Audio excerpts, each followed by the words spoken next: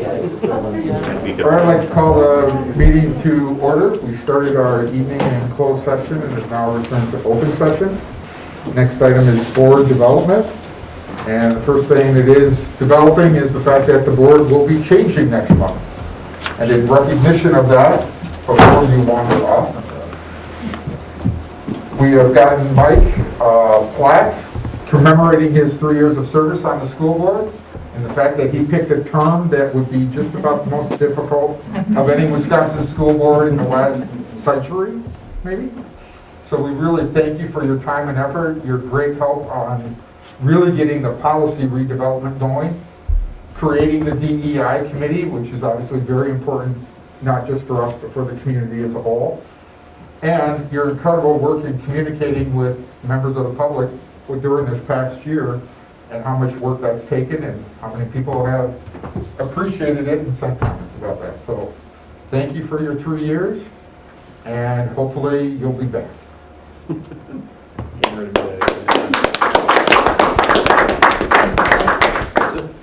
So Dave, did he bring a cake?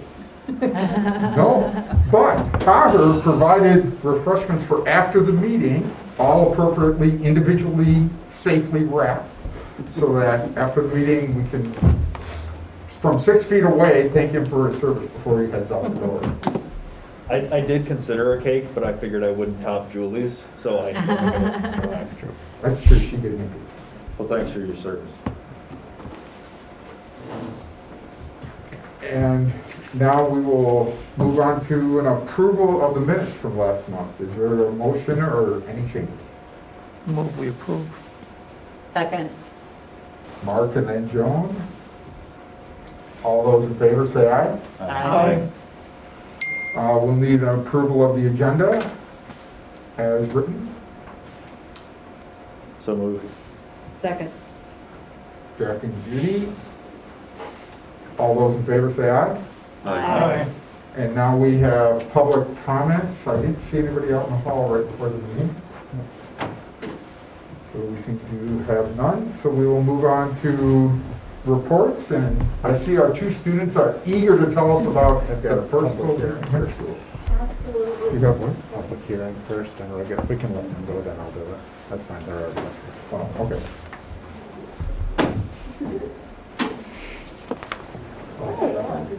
Yeah, hello. I guess I'll just start. For student council, we don't have too much planned for the next month. That's kind of solidified as of right now. We're working on some new things to try to just have some more activities for the end of the year. But otherwise, I guess surprisingly, the year is kind of wrapping up already.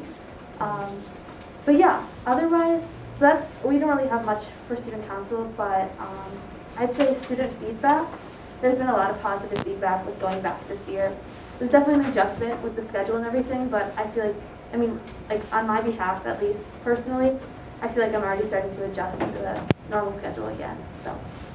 Yes, just to point out the big elephant in the room, because our students are very, very excited to get back.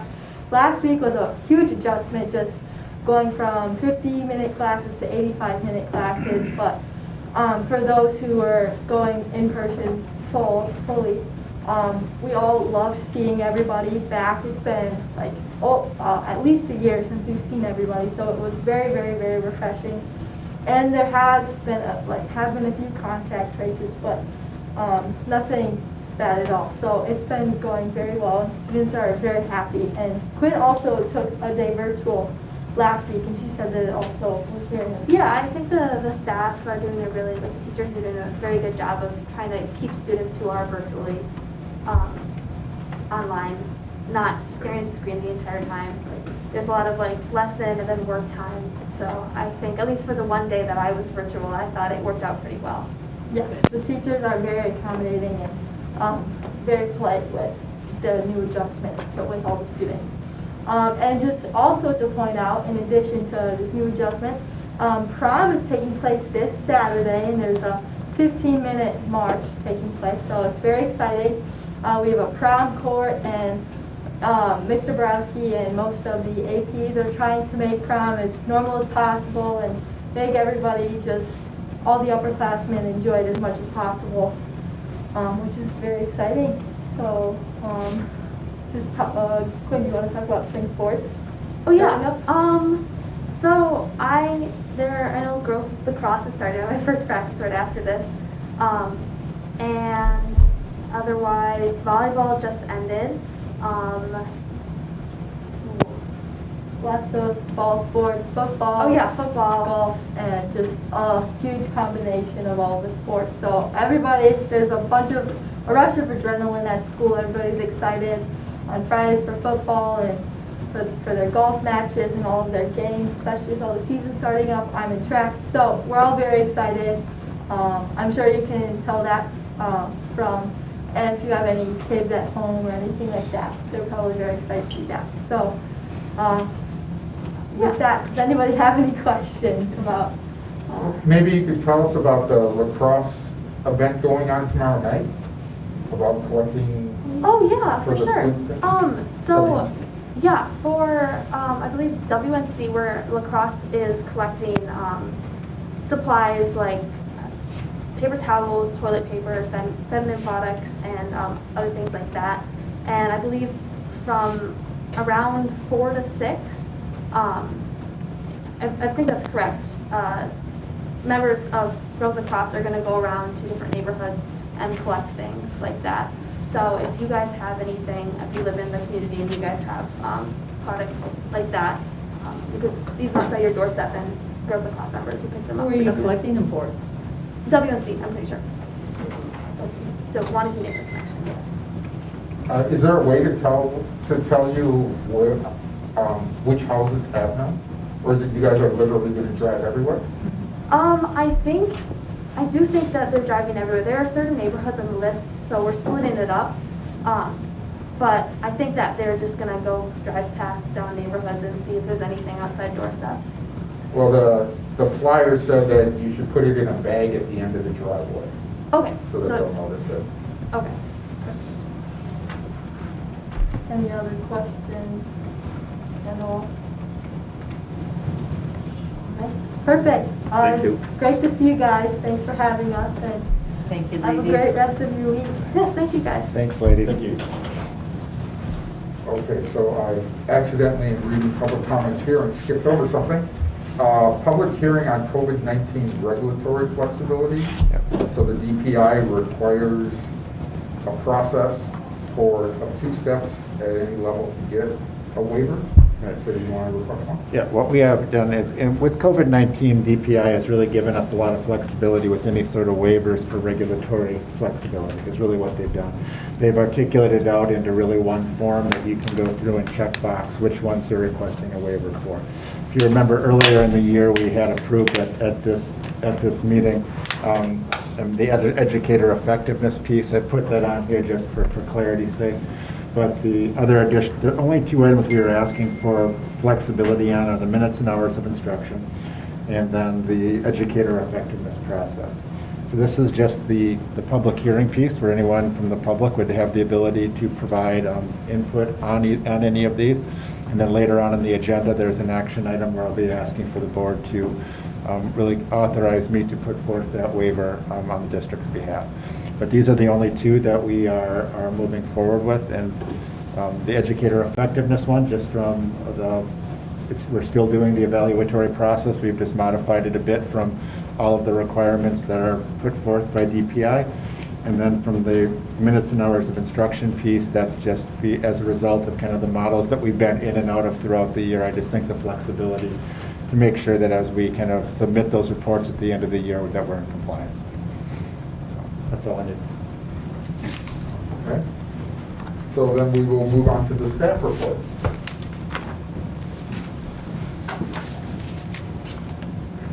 Hello. So as the students mentioned, we're back in person for most of our students. Today was the first day back for K-6. And I think it went fairly smoothly, so we really want to appreciate everybody that put in countless hours, whether it was moving furniture, scheduling, planning, class lists, etc., to make that happen. I'm really tired today. It was like the first day, but it was good. We'd also like to thank the board for taking time for the listening sessions. We appreciate you listening to staff voice and perspectives from the classroom. And we hope that continues. Just offering that kind of two-way communication was really beneficial. And finally, I feel like Dave stole most of my speech, but thank you, Mike, for your time on the school board. We really appreciate your efforts with increased communication and also kind of pushing the district forward on a lot of diversity and equity initiatives. So thank you for your years here. Thank you. Thank you very much. So that takes us to board reports and action items for any individual board member who's actually gone somewhere and had something interesting happen this month. I made it to the upstairs. You made it to the upstairs? Yeah, because I got the shot, now I can run around the entire house as opposed to Oh. upstairs. They had you blocked in the basement, huh? That's right. Mark? Well, I will say, I volunteered last week at a couple of the schools that had gone full-time. So I was in the middle school and the high school. And in the middle school, I did supervise one class that had 5 students where the teacher was virtual and they were in person. And it was interesting to watch. The kids who were on virtual, you know, they were in their individual homes, whatever, didn't really speak much.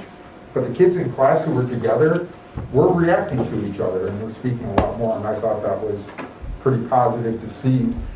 I know as a teacher who's done distance learning, it is so hard to get kids to engage that way. So it was good that they were kind of working together and supporting each other more. So it does help that bit. The high school, I was there for many lunch periods, and fashion has changed drastically.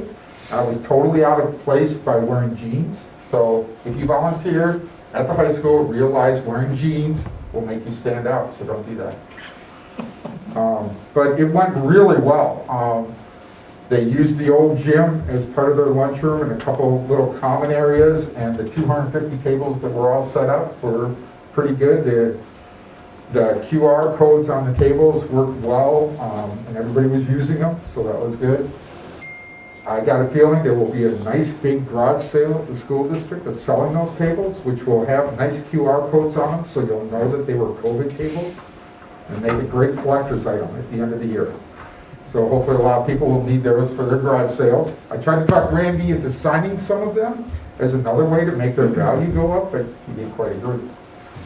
So if you need tables for your garage sale at the end of the year, the school district will have plenty available for you. So that takes us to the spring election update, which Rebecca will have the results. We actually have it in for a look that I can bring it up really quick. Ted Fry is the winner of the Westport City of Middleton, City of Madison seat with 2,548 votes, and Mark Hetzel is remaining as the Town of Vienna seat with 3,676 votes. Any questions? Well fought, Mark. And congratulations to Ted Fry, who I'm sure we will be seeing. He's right And he's here. actually in the back wall. Then consideration of school board priorities for 2021. So attached you have that priorities that we had worked on and updated based on comments from last meeting. So what you see is I did add in Mark's comments that he had requested. I had forgotten to add Jones until today, and I actually added them as number 7. So Rebecca, if you can just pull it up real quick, that would be great.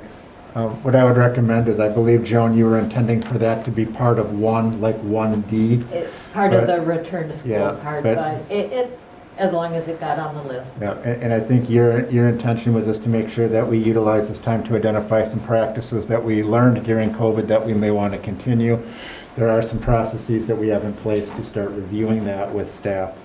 And then Mark, you had wanted to make sure that to include student achievement and equity among the numerous lenses the school district uses in the development of policy, curriculum, programming, facility, and maintenance planning budget planning and resource allocation. That was the language that you brought forth at the last meeting, and I articulated it in number 6. So those were the 2 changes that we had identified as part of our priorities. So are there questions or comments on the rest of the list as presented?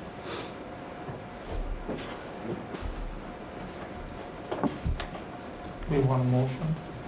Yeah, we should have a So I move motion. we accept these priorities. Is there a second? Second. Second from Brian. Any discussion? All those in favor say aye. Aye. All those opposed? Next is a proposal to establish a visionary ad hoc committee. This was submitted by Jack, and so if you would like to go over the recommendation of it. Yeah, one of the things that, going through the pandemic, it seemed like we didn't, there were times where we didn't necessarily include or take into consideration, some of the parents' thoughts and ideas and so forth. But I think what this committee, I think, would do is it would take a cross-section of people.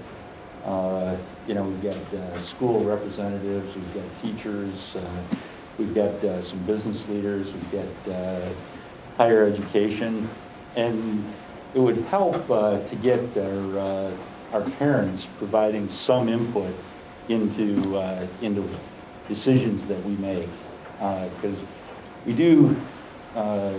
We tried this with the linkage, and really what this does is formalizes the linkage, provides, we started in September, go through May, and we cover specific different topics,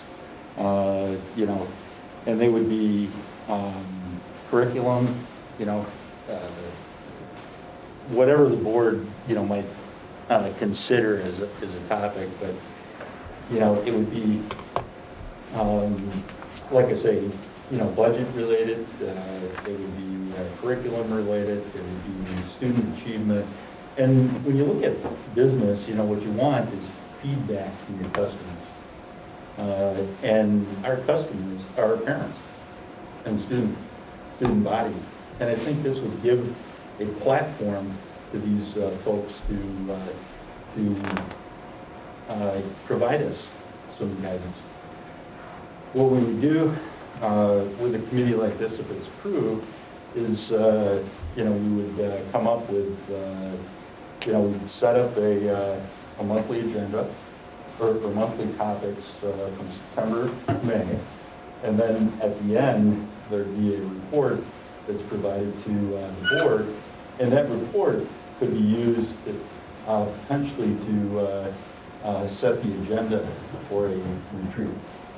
And I think what it would also do is it would help us determine where do we need to be in 3 to 5 years. So we talk about making these investments. What investments does the community want to see us making, so that we can start looking at the visionary part of where does Waunakee want to be, and that matches the desires of our community. So I think I think this would be a good way to get that input, and it would help us sitting around this table to make decisions. So this would require a motion and action by the board. So as a motion, it should require a second. Is there anyone who wants to second this? Mark? Are you making a motion? Well, this is Jack's motion, Is it, or is he explaining and it would, therefore, it would require a second for the motion to create the committee. it? Okay. Is there a second? Well, can we have a little more discussion on Or technically, under Robert's rules, you shouldn't have a discussion at all until there's actually a motion on the table. that? Okay. Now, you can make the motion just in order to have the discussion, and then always vote whichever way you feel appropriate in the end anyway. So are you making a motion, Jack? I'll make the motion. I'll second it for the discussion. Okay. Discussion? Okay, so we have a priority on our list that we just approved to do an audit of our district communication and engagement. So it seems like creating this before that audit, it doesn't quite fit. Jack, I love the idea of the outcome that you've described. To have the community, to have the knowledge of where our community wants to direct us. I love that outcome. I just am not sure that we have this priority of community engagement, and should we do the audit before we select the mechanism which you've described? And it might be this, or it might be, maybe we should do similar to what DeForest does. They do community engagement, but they do like a 2-day, very concentrated, and they involve a lot more people. They bring 100 people in. I'm not sold on a number of items, but I'm really concerned about having a priority of doing an audit, creating an ad hoc committee prior to that. And then how does Annie, we've hired a communication person, and how does she fit with this scenario? Well, I think we've, Well, we should allow Mark. I actually want to congratulate you for the concept. I think there's a lot of sound things here. In some ways, it actually reflects that. I don't know when it disappeared, but we actually had a visions committee. We did. That was a subset of the board, involved community members, and was part of that visionary perspective where we want to go. I do agree a bit with Joan in terms of, I think the audit ought to come first, but the other thing I'd also look at is, conceptually there's so many things here, but in some ways, if we look at the topics for the committee, that's everything the board does.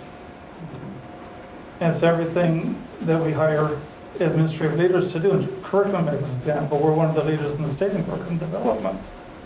And so when we do this as a board, I would want to make sure that the focus is very specific so that it's going to help us and help the community. And that there's a time period linked to the ad hoc committee as well. I don't think it should be an ongoing committee unless the board determines it has a value to do so. Other comments? Yeah, I guess I would echo the positive things, Jack. I really appreciate you putting this together because, I personally know it takes time to put something like this kind of proposal together, and I'm all in favor of it. But that also being said, I guess my only thing that I looked at on there was, well, it looks like it'll be going to about May 2022. What could possibly happen in April 2022? You may be having a referendum. Well, this seems to kind of pooch that, and the cynic in me would say, well, is that the goal? It's not going to involve me after, April 26th, but I would be concerned that something like this, while really good and well-intentioned, and I'm all in favor of, would push other decisions further on down the line unintentionally because we want to say, wait to see what this committee comes up with. And if that pushes things on farther than we should be pushing them on, I just wouldn't want to do that. So maybe there isn't a marriage to this needing to be going until May of next year. Maybe it could be done this year before it messed with the idea of potentially having a referendum in 12 months. That's what I thought. well, I guess, one of the things when you sit down and take a look at this, I agree we've got some great curriculum, outstanding. But I think, you start looking at where is education going, Do we need more robotics? Do we need more IT? You know, we've been talking about that, or at least I've been discussing it with these folks. Those are the jobs of the future. And we're not getting that input. We're not making those moves. You know, there is really no ulterior motive to this. It's basically, you know, asking the community, you know, provide some input from the community on where they'd like to see education go in Waunakee, and how, you know, how can, you know, we meet the needs of the community.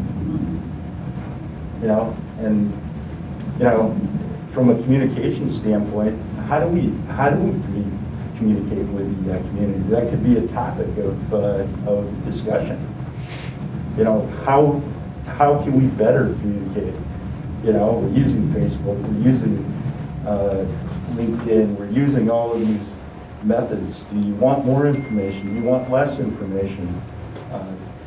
You know, it's, you know, to stifle something like this.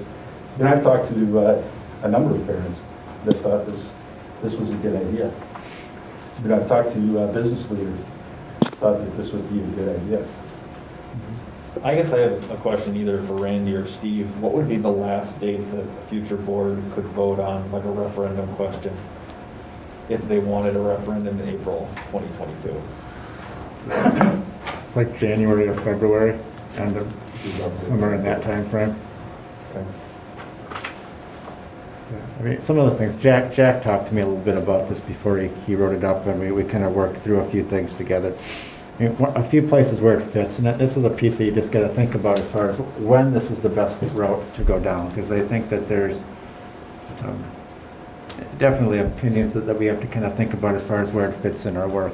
But this does fit into kind of the next step in some of our strategic planning work, because I think that was a piece that, as we put that together over the last number of years, one of the iterations is to kind of have more input on some of those aspects.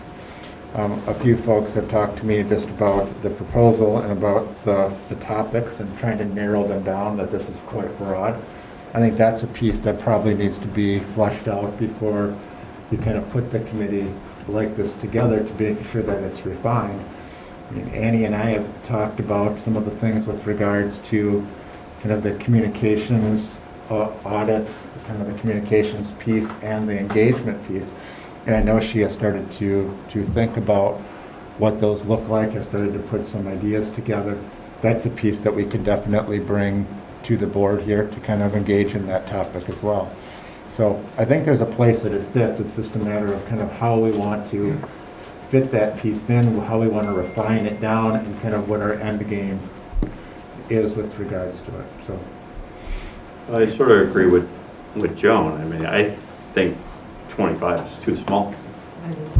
I you know, sitting on DEI, sitting on the medical ad hoc, I feel like we miss a bunch of ideas or a bunch of opinions, even though, you know, they can send us emails and stuff like that. I would be more in line with, actually, once we're back and we can be in the Performing Arts Center, is every other month having either one of us moderate a discussion on a topic that we oversee in terms of co-curriculars or budget or finances or, you know, whatever it may be, and let people come in and express their concerns or express their thoughts on a topic that we've set forth. You know, then I think we have a greater opportunity to reach more people and have people actually listen more. I think people are going to want to get off the computers and get out and be around other people and have a conversation. Have more events like that than limiting to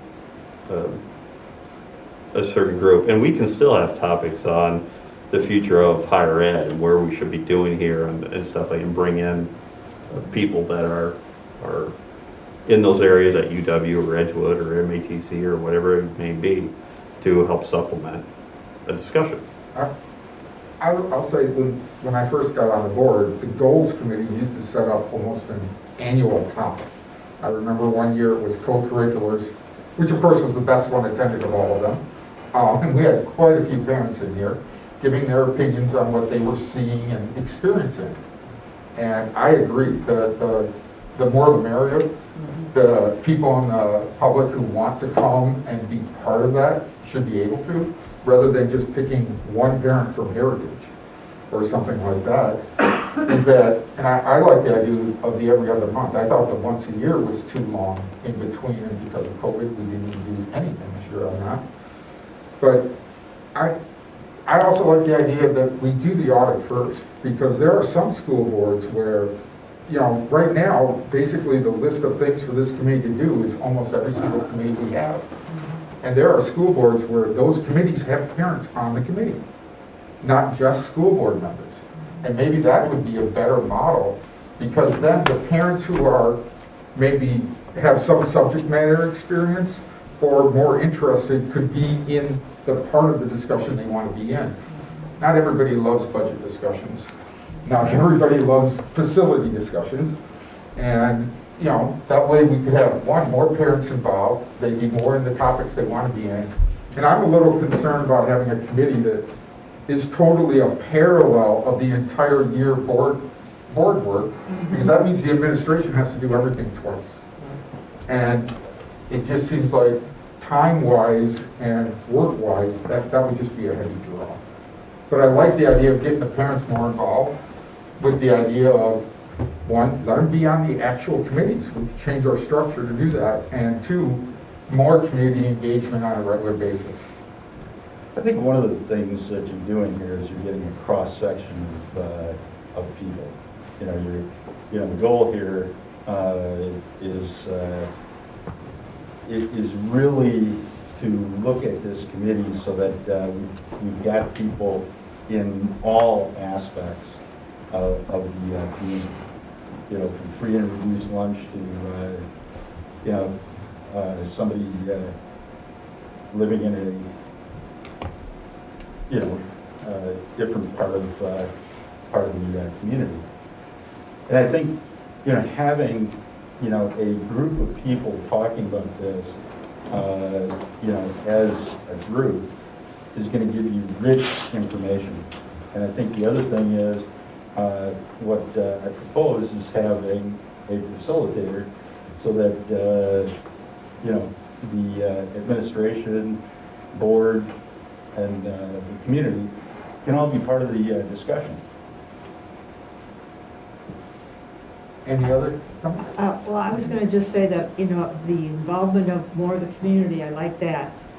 But I do think this provides just almost like a mini board, like Dave was saying, a second level of our responsibilities. So I don't think hand-picking 25 people so you get this wide range is necessarily a good idea. I like the larger group coming together and it's open to anyone and not so structured.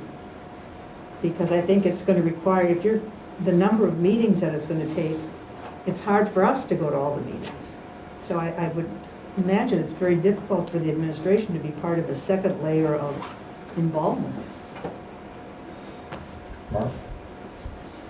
So, with the new board taking place in another month, what I'm hearing about divergent, but I'm hearing a lot of people like the concept, just different versions of it. Might we be better off diverting this to the goals committee to set the parameters for it, and then bringing it back to the full board once we've done that? Or do we do that as a whole board at the next meeting, set aside board development and get a more concrete feel for what we want? Can we look at the audit of our communication? You know, I like what Dave said, possibly looking at our committee structure, you know, Yeah. what Brian said, looking at, I think there are so many different ways to involve and engage the community, and we have as a priority that audit. I would love to see that done first, and then we look at maybe the goals committee defining how we want to include the community in these discussions. I mean, I think we all want the community more involved. I would not divert it to the goals committee. I would say this board has to make a decision on how do we engage with this community. Because what I'm seeing is everything gets diverted to the goals committee to make decisions. And you know, I think you know, whether it's this or whether it's some other structure, we got to start listening to our parents. What about this for an idea? We have a reorganization meeting coming up. We could add this as an agenda item just for the sake of not making a decision, but putting out possible templates that could be used to accomplish this goal. And then we can then take those templates, look at how other school districts have done it, and at least have a range of ideas that we could then discuss after the audit. How long is this That way, audit going to take? We've been auditing and we've been talking about communications now for 3 or 4 years. How long is the audit going to take? What's the time frame on this audit? Well, let me back up on a couple of things. First of all, the reorg meeting is also going to be the night that we do kind of the budgetary, that's when we have our administration and our extended teacher group coming in to talk about budget. So I think that meeting we have to be cautious with.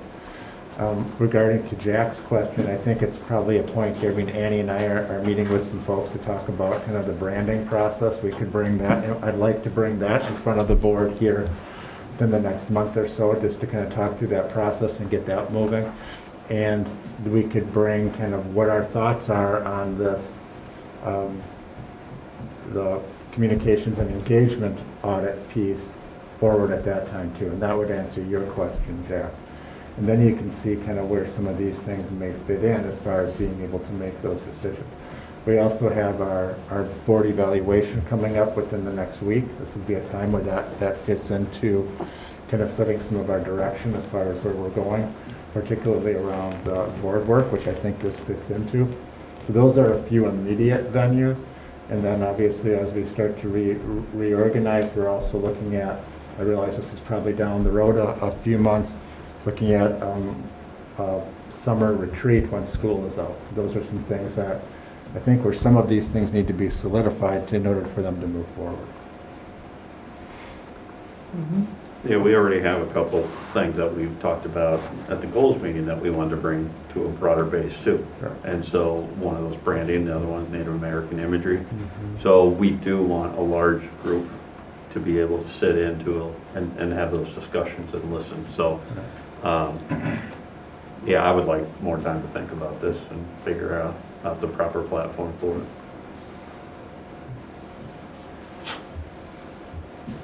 Any further discussion? Could someone just make a motion to table it to next month?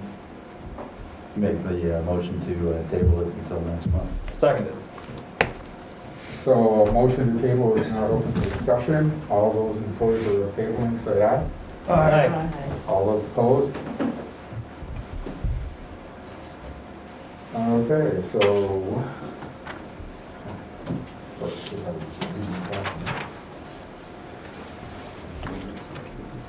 And.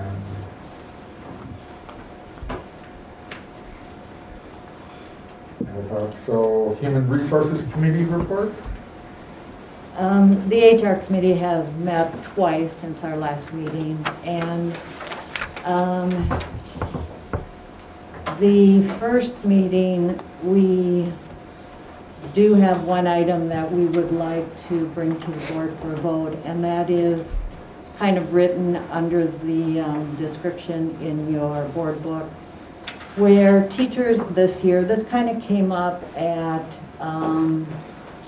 our negotiating with the teachers and some of the feedback we got from them. But what we would like to propose is that teachers be granted the points advancement for whatever that would be for the 2021, or for, really it would be the 21-22 raise, right?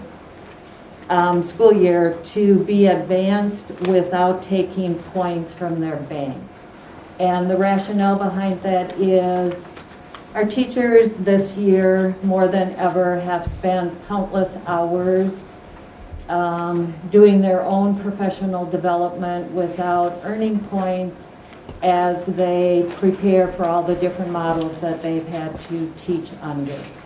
So we would like to propose that we recognize the hard work that they have put in and allow them that advancement without using points that they have banked.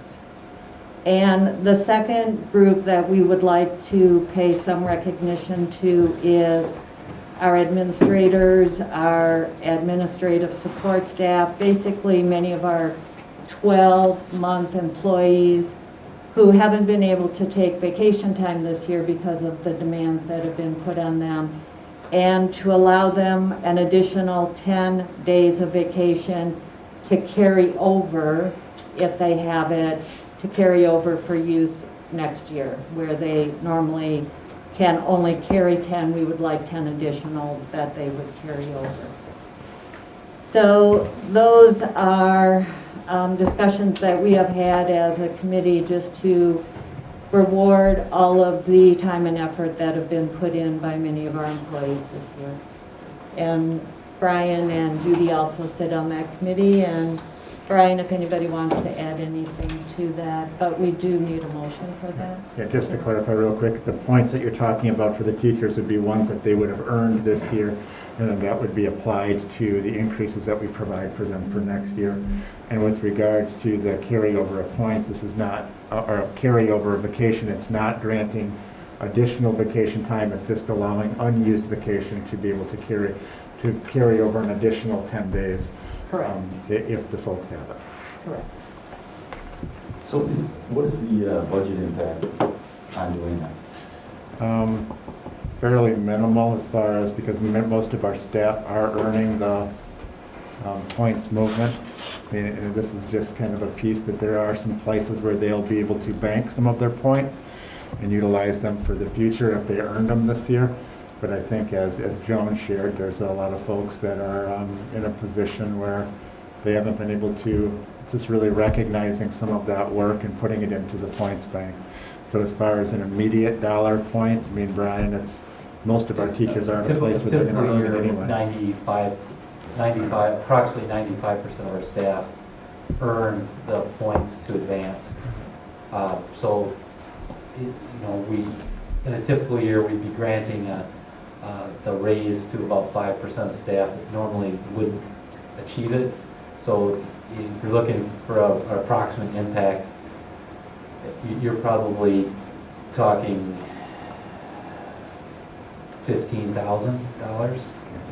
So what we're doing is everybody that advances anyways, right? I don't understand. Help me understand. They don't use the points that they have processed through and put in their bank of points. Everybody gets the salary raise this year without utilizing points. They just get it. And the rationale is, you get points by doing professional development.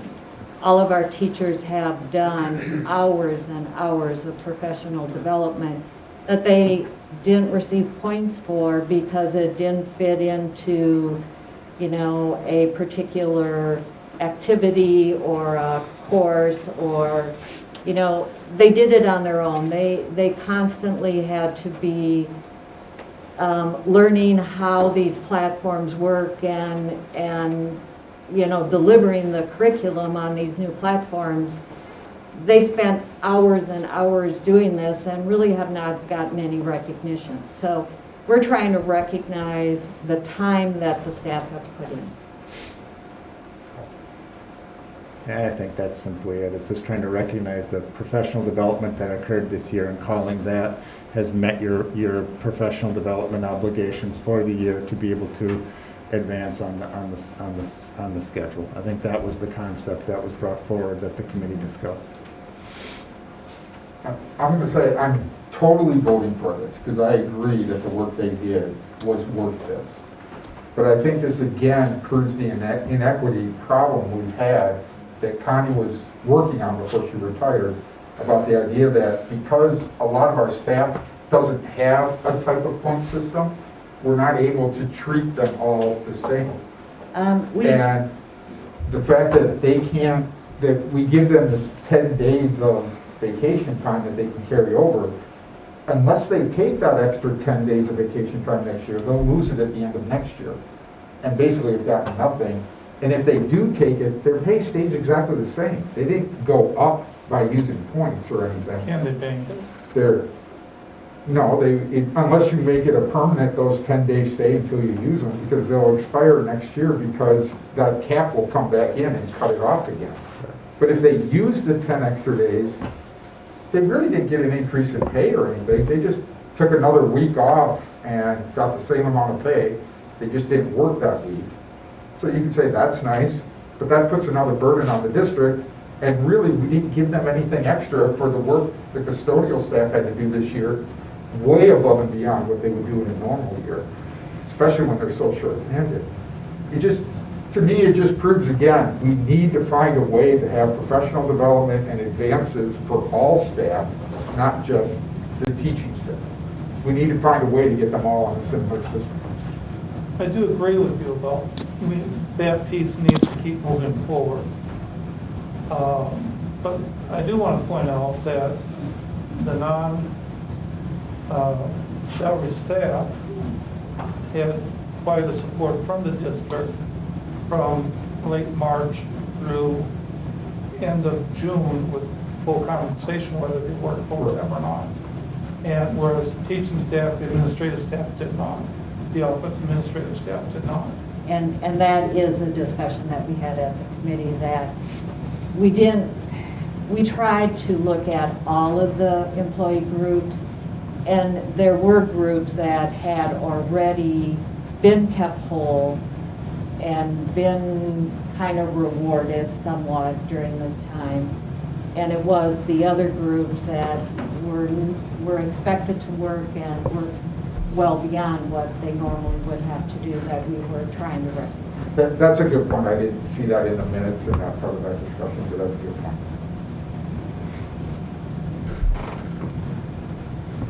I move to accept the proposal. Second. Any further discussion? All those in favor say aye. Aye. All those opposed? Motion carries unanimously.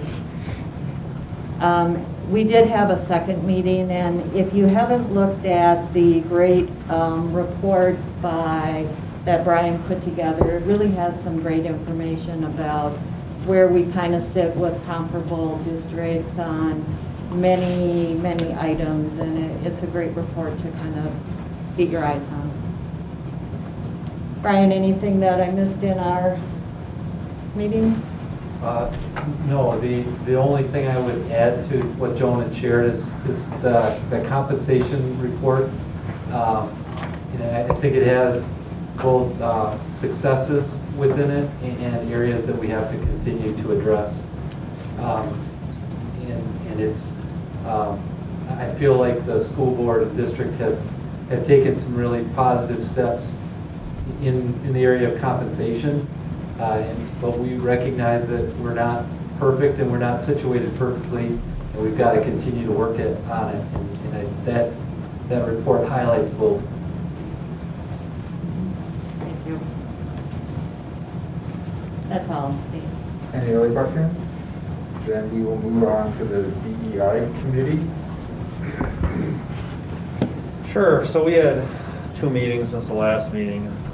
The previous one was on the 9th of March. I was not at that meeting, nor was our other chair, so Brian chaired that one. Discussion of the variety of things we're doing moving forward. Brian, is there anything I'm really missing about that you think is notable to bring up in that one? No, we just went through the, Tim can help me out. We went through the audit, didn't we, on that? The Yeah, we 9th? took care of the audit pieces we had covered completely at the previous meeting and finished those out. Right. So, Okay. And then we had another meeting about a week and a half ago in which we got some more comments. We talked about the issue we brought up with the American imagery and everything, because that had actually come up at the previous meeting in March and it wasn't on the agenda. So I immediately saw the minutes after it and kind of panicked because it seemed like they'd gone off agenda. But we had a good discussion about that last week and got some good comments that came in from some staff as well. We actually had kind of a very novel ending to the meeting because we lost quorum because people were dropping off, so I had to end the meeting rather abruptly, but I was very proud of myself for noticing it and not continuing on very long, so that was an exciting ending to the meeting because we literally had to just stop. And I was tempted to like mute a staff member who kept talking, and I was like, we gotta end now. But it ended there, and we've got some shifts in when we're gonna be doing future meetings, but other than that, that was pretty much it. Any questions or discussion? Then we're to the curriculum committee. Want to take it?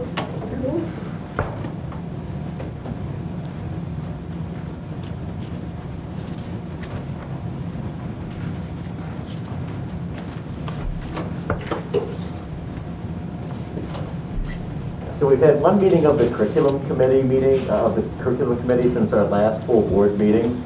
And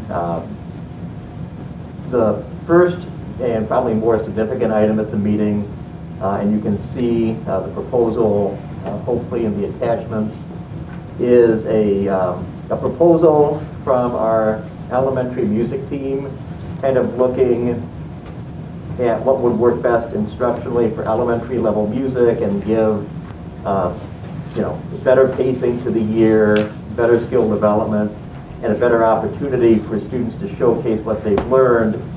And they have a proposal around a spring capstone performance for elementary music. And so I thought that we had all three of our elementary music teachers. Molly is the department chair. I thought they gave a really nice presentation. The committee recommended it be brought here as an information piece, and that's just following this meeting. We work administratively, to make sure all of our staff at the elementary level and parents are aware of the proposal with the eye of it coming back here next month as an action item. So this would replace the winter. Yes, that's the thinking it would, yes. So right now, the winter performance is the only one that they really do for the year? It's the only one, and it comes a month before the halfway mark of the year. So it means that at the beginning of the year, and you especially see this with the smaller students, you start the school year and immediately you're on the treadmill to get to your capstone performance. And their feeling is, if, like many schools, you moved it till the end of the year, you could have a more appropriate approach to skill development over the course of the year, bigger catalog of pieces for the end of the year too. Any other questions? And then we also provided a status report. We had second trimester report cards, and we had the 4-week progress reports, just as a status check with the committee. That is also in board book for your information. And we anticipate bringing in a report to you as the board as a whole at the end of the second semester, when we have all of our data from the second semester on student progress.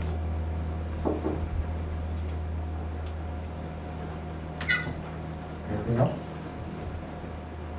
Then we'll move on to the facilities committee. On the facilities committee, you'll see 2 items that will require action of the board, although I think there's actually a third one. The one about buying the van out of the Fund 10. That's later on in the agenda. Oh, okay. So the review, you have that under consent? As far as you're right, I don't have you're talking about the van for the special ed van, or you're talking about the truck? The plow vehicle. The plow vehicle. is that within the that's not within the Fund 41. I probably didn't put that one on it's- here. You want to get it out of Fund 10, Yeah, so I think that's a separate. it is. I don't have it listed here though. so- Okay, if you see in the minutes, you'll see a review status of the maintenance and operating budget for this year. There was one request to draw out of the Fund 10 towards a vehicle for a snowplow replacement for $25,000 because the current Chevy pickup truck got a cracked frame this winter. So there was a motion 3-0 to recommend allowing that purchase out of Fund 10. Is there anything else you want to say? No, I think what we had is just the Fund 41 projects and then what you shared about the plow truck. The plow truck is not noticed here this evening, just from, the Fund 41 objects are, but I So we missed may have to having do that. this next month? I may have to add that one back at another meeting for the plow truck. Okay. All right, so then that puts us on the Fund 41. You'll see the project list that was presented. A lot of it has to do with fixing some of the cracks in various playgrounds and at Bethel, adding a generator at Bethel. But this is basically the list for capital projects for this coming year. The motion at the committee was 3-0 to recommend approving the list. So I would entertain a motion to approve the list. So moved. Mark, Second. second from Joan. Any discussion? So is the truck non-foreseen budget item, even though it's not, we're not voting to get that, but is that one of those things like on one of the Yeah, kitchen it's heaters? not on the large spreadsheet that would have been a Yeah, normal so- replacement. It's more of an emergency move. Yeah, okay. But that's gonna come, that's gonna come out of 41 later, you think? No, No, it can't come out of Can't. Fund 40, yeah. That was the error tonight, Mark, because it's not an allowable expense out of Fund 41. It has to be a Fund 10 expense. Got it. So John's been able to look at his Fund 10, reallocate dollars, but since it's over the amount for administration to approve on its own, it needs to come to the board. So that was an oversight and Okay. establishment of the agenda tonight. We'll bring it back. Am I missing something? A key tells us what the shaded cells mean on Oh, on the. Fund 41 spreadsheet? Are those completed? Can you, That's correct. They're completed projects. Okay.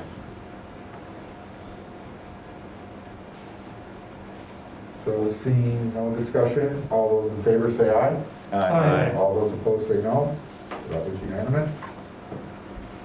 Then the second part is a review and consider next step for use of facilities by non-school groups. let me walk through a couple of different pieces that we made motions on and then bring forward a few items that have come forward since then. The committee was really looking at, and as we had shared, that as we continue to bring back other groups and further reopen the district, we bring these through the board for consideration.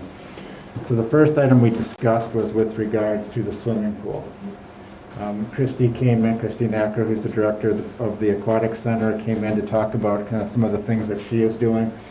One of the things that she's been able to do as public health has opened things up more has been being able to train her lifeguards and get some of her staff in place in order to support more actions in the pool. We've also been supporting our students, our swim teams, and our swimming students for lap swim, and also some staff who've been able to continue to do that.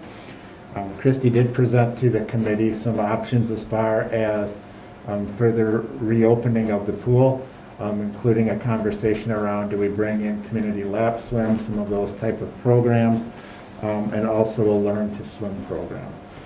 After conversation, the committee recommended that we continue to allow students and staff to be able to participate in the lap swim piece in order to kind of get that process more concrete, and then also to see how we can teach swim lessons with some learn to swim lessons taking place this spring. So from the Aquatic Center, the recommendations were of that nature, and that was forwarded to the board on a 3-0 basis. We kind of broke these into two different categories. I know you've seen some public comments with regards to, or some communications to you about opening up further lap swimming. that was a conversation that the committee had, but it's not part of their recommendation here tonight. So I think it makes sense is to take these piece at a time, with the aquatic center kind of being its own piece. So unless there's anyone against that idea, I would entertain a motion for the first part about the idea of allowing lap swim for students and staff on a sign-up basis and offer the spring learn to swim lessons, which are all going to come up to the district. Is there a motion? So Second. So Mark and Brian, any discussion? Well, I would just like to say on behalf of the public and a number of swimmers who have contacted me, I hope that we continue to look at bringing in the community for that lap swim as soon as we can. I would just like to advocate to do that. I understand going slow, I understand getting the lifeguards trained, but when it fits, I would really like to see the public allowed in. that side, part of that is maybe it's wrong place, but is a summer swim program for lessons in summer school at this point a potential, or? It's a potential. That's part of why she wants to do some of the spring swimming, to see how that works. Okay. Because there's certainly things that we're allowed to do, but it requires instructors being in the pool unmasked, because you can't be masked in the pool from safety reasons. So just trying to navigate some of those instructional pieces is what she's looking at. I believe that she's looking at for this, trying to pilot it where the parent is in the water with the child and doing some of the learn to swim pieces, which she thought were the most important for our youngest kids to learn. So trying to at least experiment with that this spring to see how that can inform our work moving forward. I think our discussion was get through our school programs and so forth, and we're going to revisit this in May. So that, all of our school stuff is taken care of, all of our students are taken care of, and we're setting it up for... Are there any PE classes that go in and use the pool? I believe, yeah, Aaron, I see you saying yes. So the PE has units in there, but we also this year now have a lifeguarding class. Good. So we have 2 sections of lifeguarding class. And I know lifeguards are a big deal to getting that morning swim group in there. She needs employees, so yeah. I get it. It takes time. Any other discussion? Then on the motion to allow lap swim for students and staff only on sign-up basis and to offer the spring learn to swim lessons. All those in favor say aye. Aye. All those opposed? And so that was unanimous motion. The second part. The second part of this was really a discussion of all of the other groups that really utilize our facilities and how do we manage those yet this spring, or how do we manage them going into the summer. This motion was really kind of predicated on the fact that looking at, as Jack said, we would kind of minimize what we're doing yet this school year and really support our own programs that are moving forward in the facility use during the school year. But once we get to summer, being amenable to opening up more. And this was really looking at our related summer youth programs. That's a lot of our youth camps, our sports camps that are run by our staff and our programs. The Village of Waunakee runs some outdoor programs at the track and some other places that we felt were appropriate. We have a driver's ed class. And then any other district programs that are related to pieces that are part of our district. We felt that was manageable for us to be able to do this summer. So this was recommended. This is, I think, where conversations came in about like where does like the wave fall as far as like a community swim team, and then where do things like club soccer and some of those pieces fall. And so what I believe what we have articulated here is that we're really, from the pool perspective, we're trying to kind of build greater capacity and then being able to revisit the wave here at a future meeting and potentially being able to support them as we get out of school in June. And then the other piece was there was a question about youth soccer. I have been approached by the youth soccer program who has requested to be able to utilize the turf field. That was a piece that we didn't have as part of an amenity that we've used in previous years, but they're looking at that for particularly Saturday afternoons and Sundays as they have different events. That doesn't necessarily impact any of our programs during those times. And then I think they ideally would like to utilize it during the week as well, but we have quite a few things that are happening on those fields at this time. But the initial motion was for really those, keeping all of our other programs out of our, we're not going to support those until we get out of school in June. And then this summer, really related to our youth camps, the village centers, programs that are outside, and driver's ed, and then other district programs. But I did mention to the soccer club I would bring their request forward because that wasn't really articulated at our facilities committee meeting. So the facilities committee basically voted on a motion that said our summer school district programs would go forward. The Village of Waunakee programs that need our facilities would go forward. That use outdoor programs.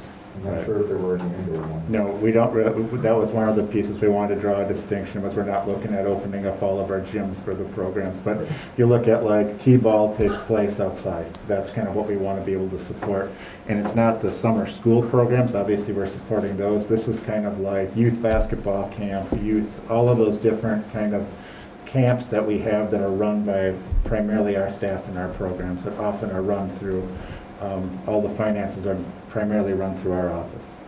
And the drivers ed. And mainly, the reason to approve it now is to have enough time for people to sign up. Is they need to get the promotional pieces of those things out so people know that they can sign up. Yeah, drivers, that's an important one. That would be inside. They'd need a classroom.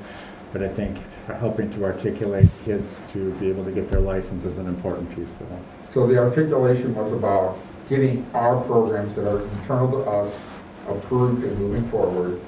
The idea of third-party programs would still be left as an open question to a future meeting.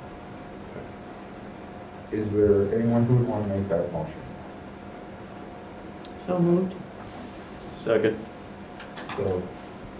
So, Judy and Brian? Dave, can I have a clarification? We're not talking yet about that next paragraph where club soccer wants to use the field Saturday and Sunday when not used. We're not No. talking about that yet. Okay. No, it's only the motion that was articulated and voted on by the facilities. I just added that in as part of a clarification as far Okay. as what we That's didn't not part discuss. of this. but- Okay. I can address, I was the one who voted against it because I saw the issue as, we made a distinction between pools and all the other facilities, I think for a reason largely because one is indoors with things that have to have staff monitoring at all times. Everything else, like a soccer field or a football field or a baseball field, are things that are outdoors that do not require any additional staff input other than maybe opening up a gate. I don't know if that's anything else beyond that. And I guess at this point, I didn't really know what's our justification for saying no to publicly owned things that we have a policy in the past for allowing people to use. And again, it comes in that there is this perception in the community that some people with a wink and a nod get access and others don't. And when we all know that there are some organizations that are getting onto those fields, I don't think it's, I guess, morally justifiable to say, we're not gonna let anybody on, but a bunch of people are gonna see people out there. So that's why I voted against it. I thought it would be prudent to allow the normal process in a non-COVID year for people to come on and use the fields. And if that includes the soccer club, great. I think we should have some formality for how clubs or any outside group is going to actually follow county rules. But we can do that. That's not hard. It's the same thing that we're doing with our own groups. So that was why I voted against it, just because I didn't think it went far enough in letting the public use public space. So then should we amend that to open up outdoor fields to all groups? I mean, if you made the amendment, I'd second it. In full disclosure, my kids are in Waunakee Area Soccer Club. I don't think they'll ever be on that field for a while, but just so that's out there. Make the amendment.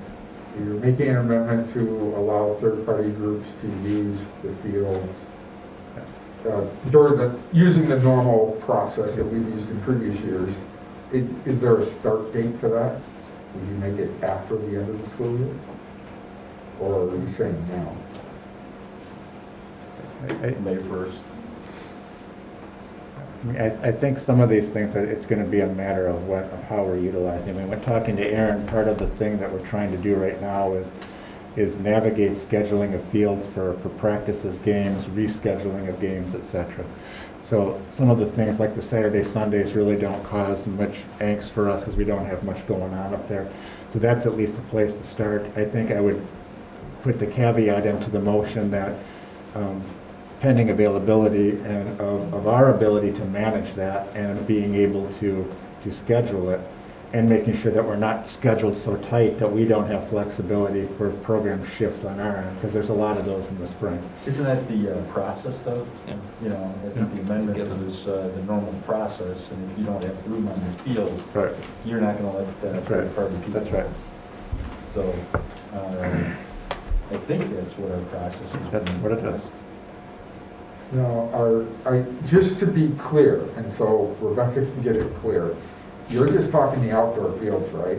You're not talking the pool, you're not talking inside the buildings.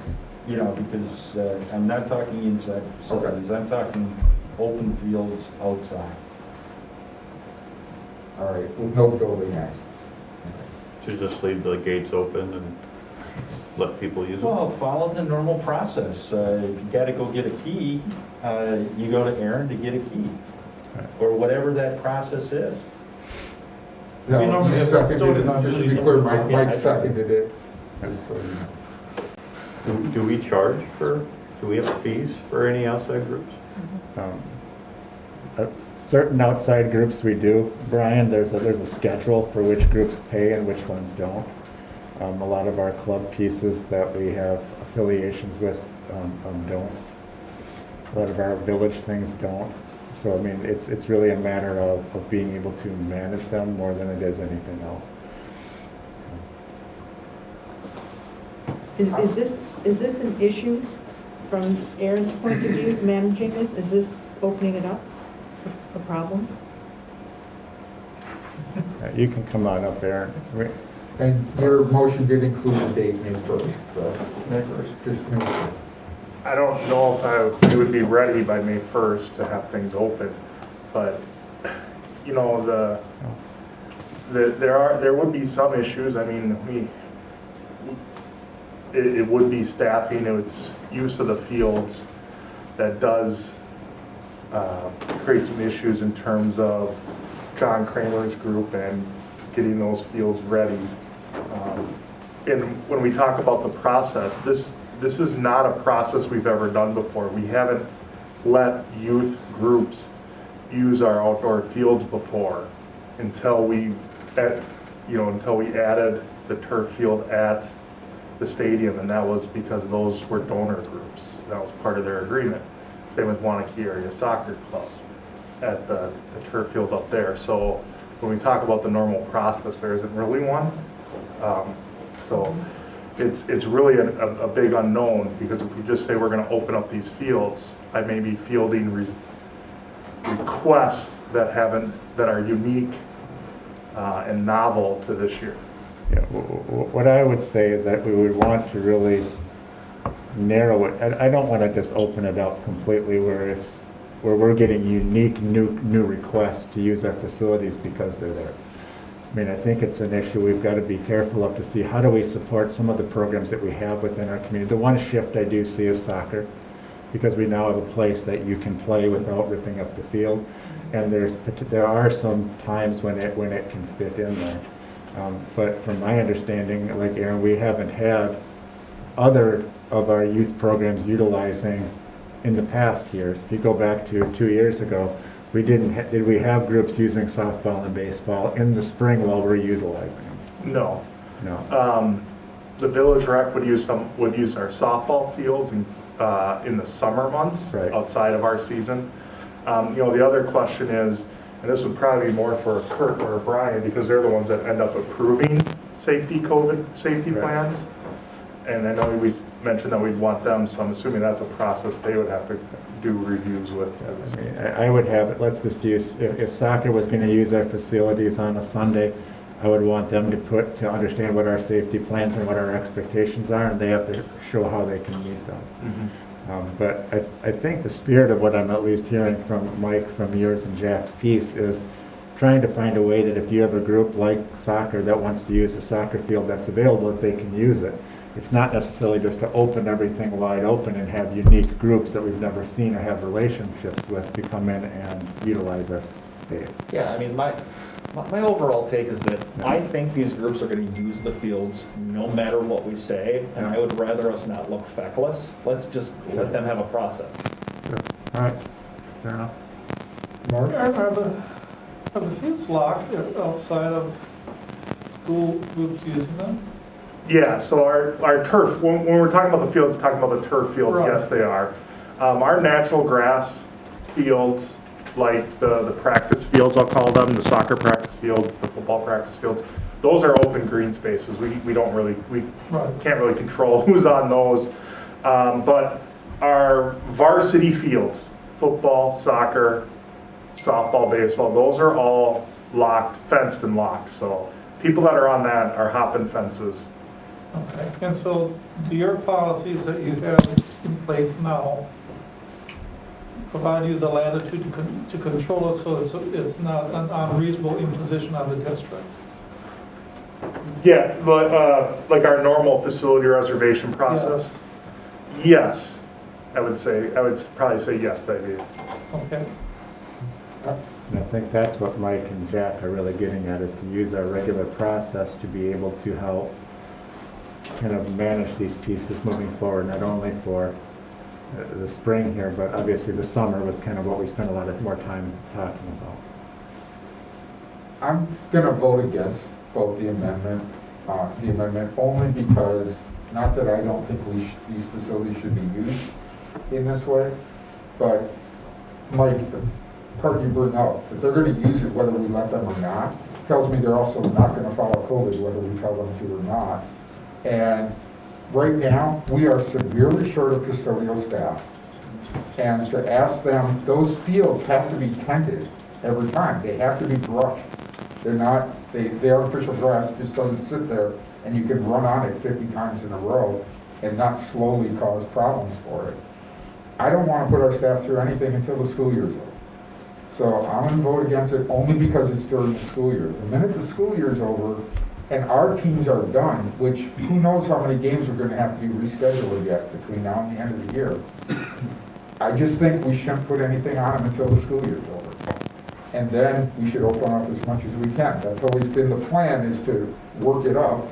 I think this is just jumping a little too far. Aaron, what's the longest our teams play on those turf fields? So the latest would be girls soccer, and they're going to go this year. Everything kind of got pushed back to create room for this alternate fall season that we're in right now. The girls soccer state tournament is, I want to say, the third week in June, third or fourth week in June. So we've got some sports that are going all the way to the end of June. And boys? What's that? Boys and one? That would be girls soccer. A boys sport that goes the latest would be baseball. They're done until, if they make it all the way to the state tournament, they would be going until July 1st this year.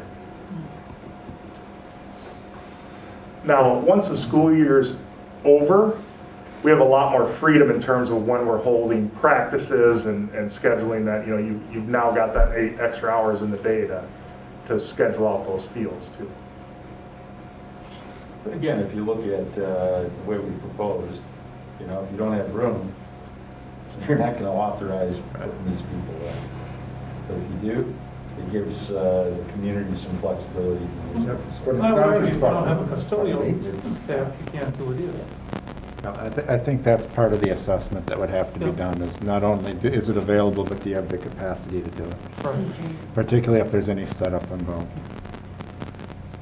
So just to be clear, the first vote will be just on the amendment, whether we Can we add read- that in to the original motion. Can we hear that amendment? Jack amended that third-party groups use the outside fields, using the normal process to use these outside fields starting as of May 1st. Mike seconded. Any further discussion? And that would include resources and all of that kind of stuff. When you start looking at the, so just that's cool. Yeah, I want to give our students and our feeder programs opportunities to use fields, but I think May 1st is too soon. I think June 1st is much better. So. All right, any further discussion? Then June 1st? You can't amend the amendment. Right.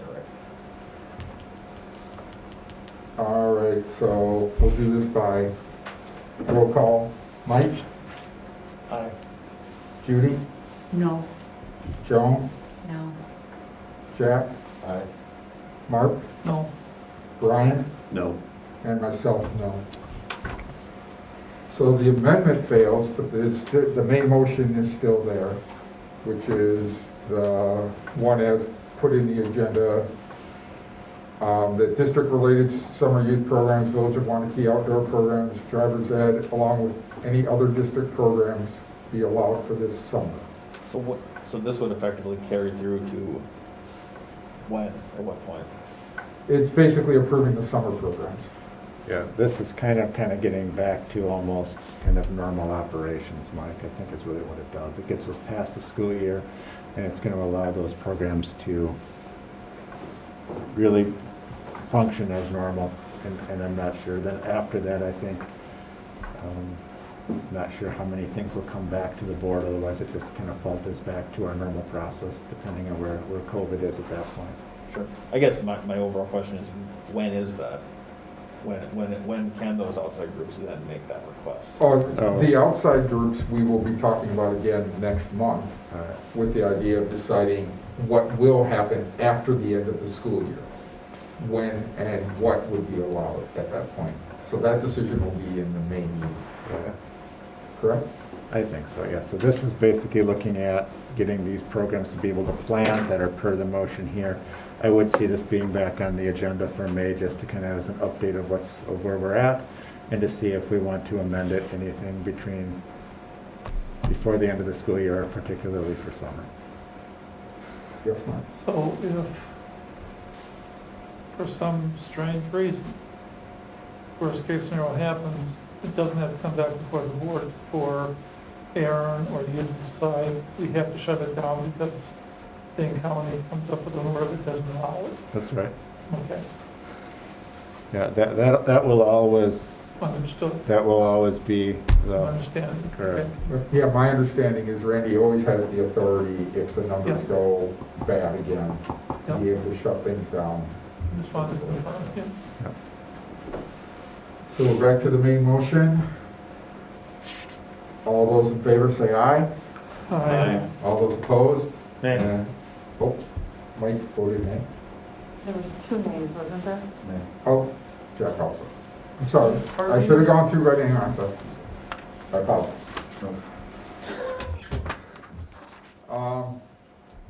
So that's it for Facilities Committee. That takes us on to the Goals Committee. Do we say anything about the soccer club, though? Is that, I mean, did we vote them out by what we just did? We voted out their use until consideration for summer at our next meeting. I think that was what Mike and Jack's amendment was trying to get at, if I'm correct. On Saturday, Sunday? I see Jack's. Mike, was that your understanding? Was kind of what you were trying to get at with the amendment? I mean, not specific to soccer, no. Right. It was more But general they would have outdoor been stuff. encompassed. Yeah, it would. I think if you want to look at that separately, you could, but I think that was the intent of what the amendment was. So I think at the facility committee meeting, I think I asked the question, had we gotten any requests yet? And the answer at that point was no, but now the answer to that question is yes, we have gotten that request. Right, we have gotten that request. I got it the day after the facilities committee. It came to me. Okay. I mean, I guess I just want to acknowledge the fairly profound contributions that, the one community, one goal, maybe I'm misremembering their name, of the fundraising group did. I mean, they, in addition to the soccer club, put in a hell of a lot for the putting the turf together.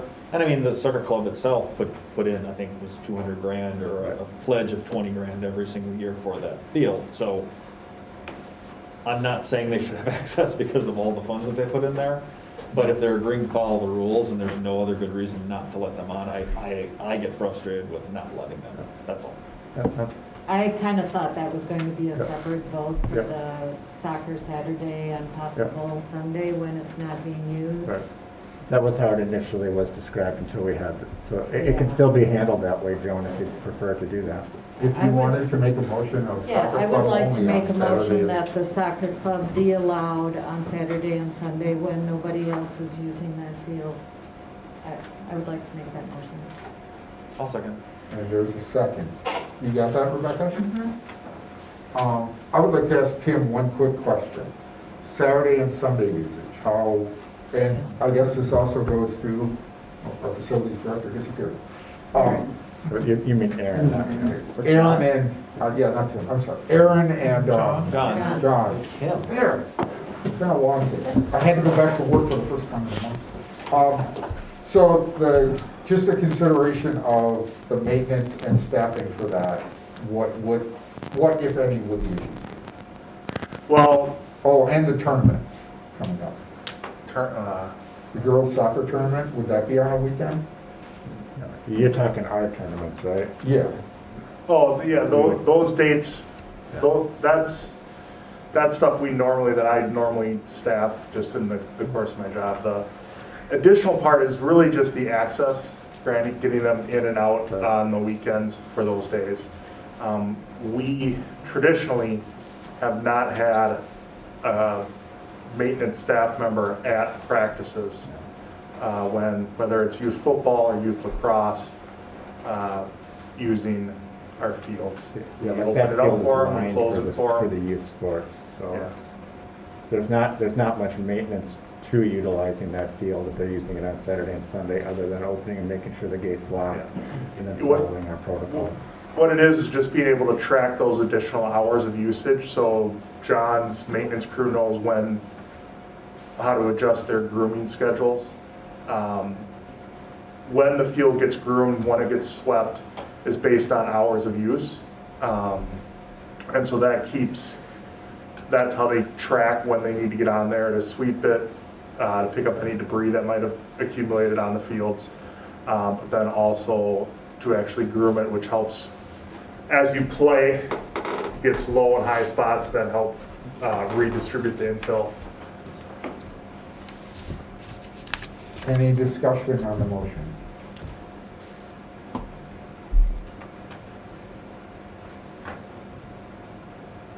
Okay. Can I ask a question? I don't know that this would go anywhere, but if we're making this carve out for Waunakee area soccer, I'm sure other, Waunakee area lacrosse is also donated to use the field, the turf field. Now, they haven't brought a request to me or Randy yet, but it may come up. It's So going I to be a just, slippery slope if we pass this. Yeah, I agree. That's why we put the amendment. Yeah, that's why we put the amendment out there to take care of all of this stuff. And now we got rid of the amendment because there was too much work. And now what we're hearing is that it's a matter of understanding how many hours and you fit it into a cycle. So anyways, I'm going to vote no on the proposal. I'll admit, I understand, Joan, but if it could just be that one thing, that'd be great. But I got a funny feeling the minute we do this, as you said, the lacrosse team will be there, and then Waunakee Wave will say, what about a carve out for us on weekends? And we'd be right back where we were with the first motion by next month, and we're still not at the end of the school year yet. So I'll probably be voting no too. can I make one other, I would say this right now, because it's myself and it's Jen.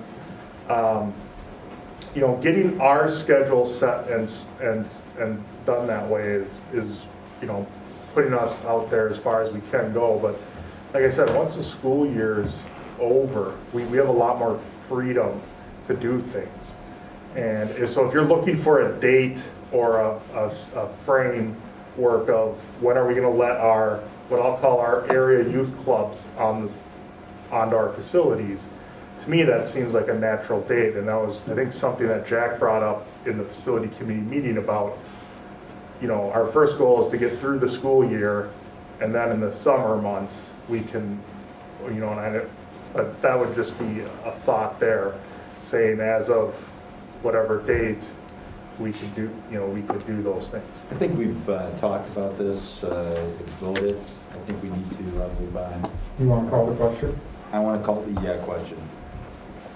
Is there a second? Call the question by Brian. All right, so the question is called, there's no debate, we just vote yes or no to end discussion, and then we'll go back to the motion and vote. All those in favor of calling the question, say aye. Aye. All those opposed? That was Mike. All right, so we're back to the motion, which is to allow Saturday, Sunday field usage for the Waunakee Soccer Club. We'll do it by roll. Mike? Aye. Judy? No. Joan? Aye. Jack? No. Mark? No. Brian? No. Myself, no. Okay. 2 to 5. 2 to 5. So now we'll move on to the goals committee.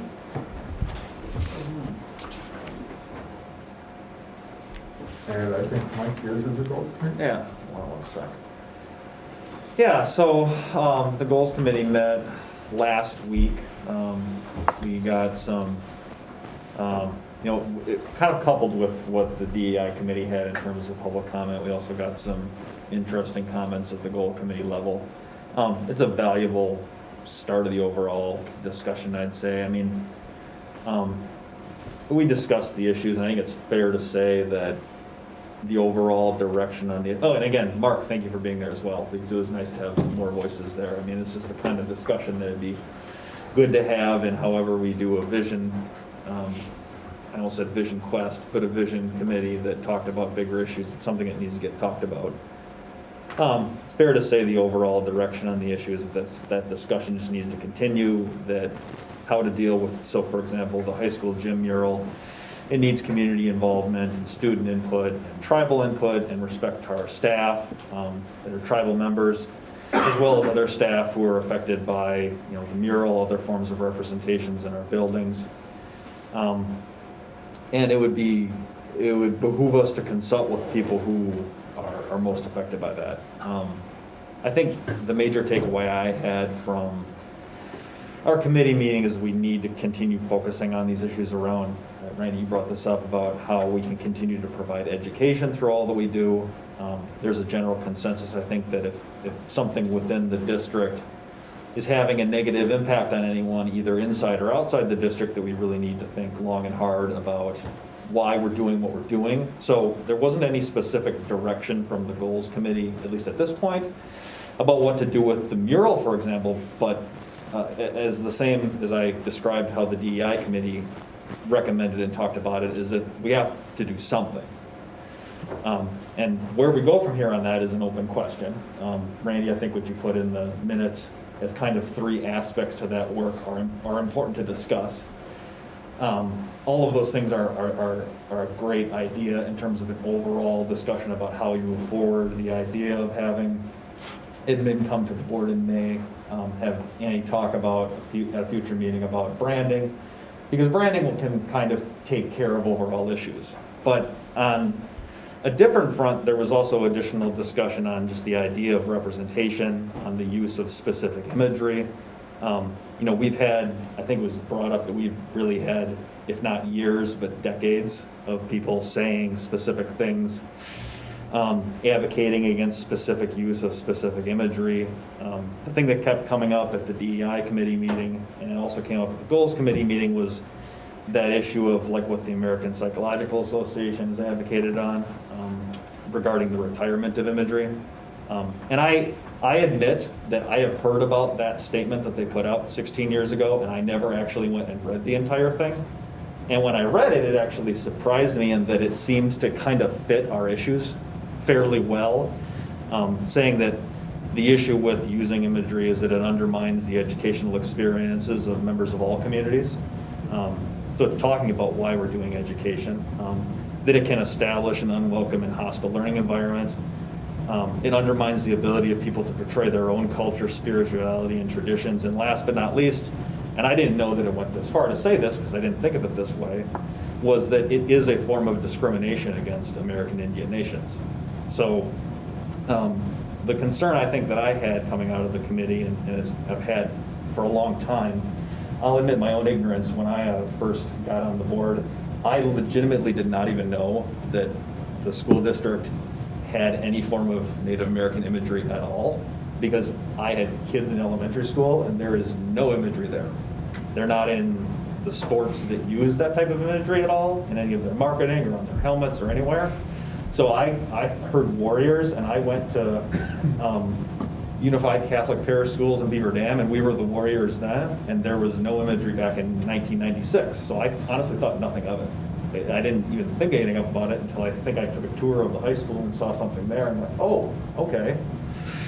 So that point about there being little or no contact with indigenous people is one of those things that made me kind of think about the fact that we have something that is a literal religious or spiritual symbol that we put out there. And I don't say that if someone is ignorant about what that means, that that's an insult. I mean, we are all ignorant of many, many things, and you're not wrong for not knowing something. You're only wrong if you learn about something and then don't do anything about it. So where I come down on it is that if we know that something that we're putting on a helmet is a religious or spiritual symbol for someone, how do we justify ever doing it or ever using it? I mean, the analogy comes down to we wouldn't put a crucifix or a menorah or a picture of the prophet on the side of a football helmet, but we're okay with the feather. I don't know if we can acknowledge that this is a religious symbol for some people that we can okay. So we didn't have anything direct coming out of the goals committee, but I would like to make the following motion. And I asked Randy about this question in the goals committee meeting, and I'll be honest, I think you had a good answer, just in that we didn't think of something like this before as a problem, but now if we know it's a problem, I don't know how we can go forward with it. So my motion would be is that the Waunakee Community School District Board of Education directs district administration to interpret that the use of sacred images of any group of people for co-curriculars is a form of religious and ethnic discrimination and is precluded by current Board of Education policy effective immediately.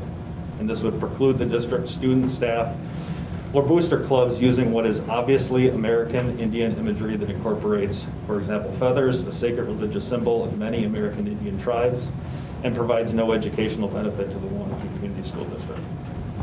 Could you email that to Rebecca? Yeah. Okay. You're welcome. Is there a second?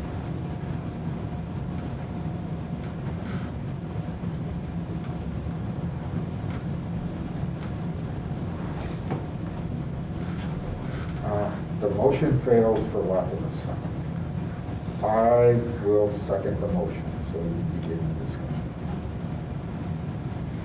I'm not sure I'm thrilled with the biggest wording of this, but the one thing, when I went into the goals committee meeting before I got there, I did the night before, I looked up just historical of the local paper and the Purple Sage. They have covered this multiple times since 1998. This is not new. This didn't just pop up. This isn't one or two people saying, I saw something I didn't like. This has happened multiple years for over 20 years. It is a problem. People keep seeing it as a problem, and then we keep, each time the board would barely talk about it, and then it would fade away again. It's come up at least 3 times since I've been on the board, and then we kind of barely talk about it, and then it fades away again. I know Randy multiple times has, I don't think I'm wrong, you've asked people to remove certain imagery from certain things because it would start to present that. Yet we've never really figured it out. And I do think we need a process. We need to actually start doing it instead of just kicking it down the road to another board 2 to 3 years from now, to barely start the discussion, get a few people upset, and then drop it again for another 3-4 years. So I'm only supporting the motion in the sense that we need a process. We need to say we're going to do it, and we need to start doing it instead of avoiding it. Isn't that what we're going through the communication, branding, and all that kind of stuff? What that motion says is tomorrow we take everything out. You know, and, you know. I'm saying that there isn't a better time to do the right thing than right now, and I don't care if it requires removing stickers from helmets, that there isn't a need to wait for an official logo to not have something that shouldn't be there. That's my point. Do we have feathers on our football helmets right now? Yes. We have a spear feather coming down. Well, we have them on And we have on soccer. polos, we have them on. But I think that's why we started this process, Mike. It was to figure out what is considered, I guess, religious, or what is considered, you know, a way to honor what, you know, the Native Americans that, you know, in this area. We just started this. I can't get behind a motion on something we just begun, and it's going to take several months to get people together to talk about this, to come up with the right answer and put this to bed once and for all. So I guess that's the way I feel. I would like to offer an amendment that the effective date of the motion be January 1 of 2022. How long is it going to take us to get through the branding process? We've been talking about the branding process for 5 years. That's the next presentation that Annie and she and I meet with them tomorrow. Yeah. To go through the process. That's what I'm saying. Yeah, and then we're bringing back that to the board to kind of look at what the process looks like. I mean, it's a piece that's got to take some time. It's more complicated than picking a logo and going with it. It's really going through kind of identifying who you are and what you're going to be moving forward, and putting those pieces together. And I guess to your point, Mike, I mean, that's part of why I want to talk with and work with the tribe on some of the partnership here, is to be able to have that conversation about some of the imagery pieces so that we can kind of tie all of those things together as we move forward. But we'll bring the branding piece forward next month as far as kind of what we're seeing as our vision for how to do that. And we're Hold on a second. I made an amendment. It requires either a second or it goes away, to make the effective date January 1 of 2022. Not seeing a second, it goes away. Mark? I very support the spirit of your motion, but I agree with Brian. We've started the process, and I think there are some discussions, not just with the community, but with our staff, with the whole Chunk Nation, that need to be part of that decision-making process. And I just don't feel I can vote on that if tonight we're going to be doing this unilaterally before we have those discussions. I don't want to put a definitive deadline of January 1, 2022, because it may take till April 1st, 2022. I could support the concept of to have a definitive decision in place by the end of the school year, 21, 22. That should give us the time to do what we need. I second that amendment. Can you say that again, please? By the end. Was that an Are you amendment? making an amendment? Or was he discussing? Or- I'm discussing. He's discussing. I'm throwing that out as an idea. I think what we have to do is wait and talk through the branding, go through the process to both Brian and Mark. And then what we can do is start putting dates on these things, because if we don't put dates on them, I agree that they're never going to get done. But I think what we need to do is listen to the proposals that the administration is going to put forward. It's one of the things we have in our priorities document we approved earlier on, was that this is going to be our objective, one of our priorities for the coming year. And that's a piece that I think during our last retreat was stated you wanted it started this year, which is part of where we're sitting. Yeah, and I agree with you, Mike. We wouldn't be putting anything religious symbols on stuff. But I can't tell you if a feather and a arrowhead is religious or not. We had people make public comments say that it is. But we need more than just that. I think we need to open up and have that discussion. It may be a way of honoring. It may be derogatory. I don't know. But just because 3 or 4 people said it was, that what it is, I'd like to hear other people do more research on it. So it's just way too soon. We need more discussion. I object to putting dates on things when we've got a priority of goals. Is one more important than the other? I think we need to be working on these things, but not, when you put a date, you said that's our number 1 priority, and I don't know that we can agree what our number 1 priority is. And we're working on all of these, so I don't feel the pressure to say it has to be done by this and this date, but I do feel the pressure that needs to be continually worked on and finding an endpoint. I call the question. There's a motion to call the question. Is there a second? Second. All those in favor of calling the question say aye. Aye. All those opposed? So the question is called, standing on Mike's original motion. And we will start with Mike. Taking a roll call? Yeah. Thanks. Aye. Oh, Judy? No. Joan? No. Jack? No. Mark? No. Brian? No. Dave? Yes. So 2 to 5.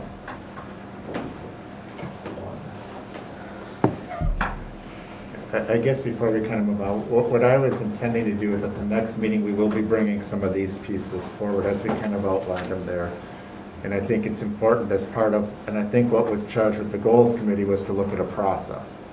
So I think that's what we want to start to kind of move forward in front of the board, is what's that process to try to address these 3 things. And I think we need community input. I think we need a lot of input, which a small group of people sitting around a board table making decisions. I don't think it was really fleshed out. Sure, but I think a small group of people just made a decision. I'm only going to say that the fact that so many boards have had this in front of them for over 20 years, I do think I hope it does become a number 1 priority, only because it keeps dragging in, and if we kind of let it wander by again, another board's going to end up on it again. And From my standpoint, I think every one of these priorities has to have an end date. Otherwise, none will get done. And we have talked about a lot of these things over the years. They've all been priorities over the years. And if we don't start putting end dates on our priorities, not just this, but others, we're not going to move forward. Do you have anything else on the goals committee? Then we will move to the budget committee, which should just be a review of the issues, but there's no actionable items there, I believe. Yeah, there's no actionable items for a budget tonight. So we are on to administrative reports. First is an update on the K-12 reopening, public health, and COVID. All right, thank you, Dave. What I want to just take a few minutes tonight to speak to is just how the last week or so has gone with us bringing back our students. So last week we brought back our 712 students. You heard the ladies from our student council really kind of represent some of the things from the student perspective. I think generally they represent them well, in that what I've seen and heard, the kids are glad to be back at school, and from that respect, things have been going well. Appreciate all the efforts that our staff have put in. As the ladies had articulated tonight, I think they're doing a phenomenal job with trying to manage all the different pieces that we have. Today we opened up with our K6 students. I know my daughter was very excited to be able to get back to school. Marky shared her personal stories. Being at Prairie this morning to watch the kids come off the bus and see parents kind of bringing their children to school. I think again that was a good feeling, and touching base with some of the principals this afternoon. I think that the day has gone very well. One of the things that we want to bring forward here tonight is just to talk a little bit about what's happened with public health orders, because they do continue to shift on a monthly basis. In your packet, I put emergency order number 15. I mean, this was generally, you can see from this order there, a continuation of continuing to really open up the county. You can see gathering limits inside really haven't changed much, but the gathering limits outside, they took a cap off of that and just kept the social distancing aspect associated with it. That impacts us as we start to look at activities and sporting events, and we'll talk about that in a future agenda item here yet tonight. A big change for us in this order was also education and childcare were lumped together. They were separate up until this order. You will see that they have removed much of the language around the definitions of the social distancing, cohorting, all of those pieces. And I would say that as you kind of read through the definitions from public health, they put a great emphasis towards vaccination. So our county has been doing a good job with moving forward with the vaccination pieces. What we've done and put in front of you tonight is we've continued to update our policies that the board has adopted with regards to things that we need to have within per the orders. We've updated them really with regards to this current order as well. It just really removed some of the specific numerics around the social distancing. It added a piece in there with regards to our health check forms, because we have to ensure that we're trying to mitigate disease entering our schools. And then there's really been a backing off, which we had already been known about from our medical advisory group around cleaning and those type of practices. So the one piece that we wanted to bring forward tonight, I'm going to ask Kurt to just help me for just a few minutes and just to go through the data pieces, because the one thing we have experienced is that we are seeing an uptick in some of our cases countywide. You're seeing that on the news every night with regards to what's happening with COVID around the country, around the state, and then within our county and our region. We're feeling that certainly within schools. We have had a number of kids that we've had to quarantine over the last, primarily end of the week last week and then beginning of this week as things came up over the weekend. But I wanted to ask Kurt just to take a minute to kind of just go to, I think, Rebecca, if you can pull up that data chart and go towards the second to last sheet, which shows kind of where our current data is. I just wanted Kurt to take a minute to share kind of what are we seeing with regards to our COVID incident data in Waunakee at this point. Table 10. Yep, there you go, Rebecca. Thank you. Thank you. So the first thing I want to let everybody know is the Department of Health Services website where I grabbed the data was down today, and it was down as of when I came into this meeting tonight. I've been checking it since about 2 o'clock this afternoon, and it says it is not there. Sorry. What I was able to do is I was able to, in a different location on their website, I was able to get today's numbers, meaning the longitudinal numbers that are effective as of today. So what I did then, if you look at this table 10, you will see that April 7th, 8th, 9th, and 10th are all 4 positive cases within the community. And then there are those same dates and other dates where there are 15 negative cases.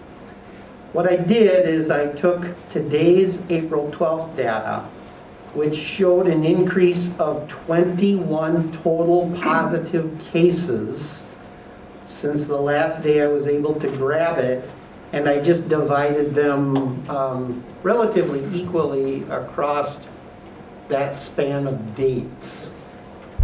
So this isn't what really happened on each day, but if you look at the end, it is accurate, because I do know today there were 2 positive cases reported in the Waunakee Community School District community, 11 negative cases, and then those other values are just parts of the formula that I have.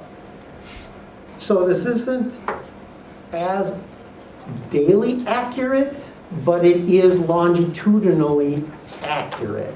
And what this basically indicates is we're seeing a little bit more activity within our community, and we are seeing it within our school, as you probably know by the number of messages that we've sent out in the last week or so, that we're seeing more activity.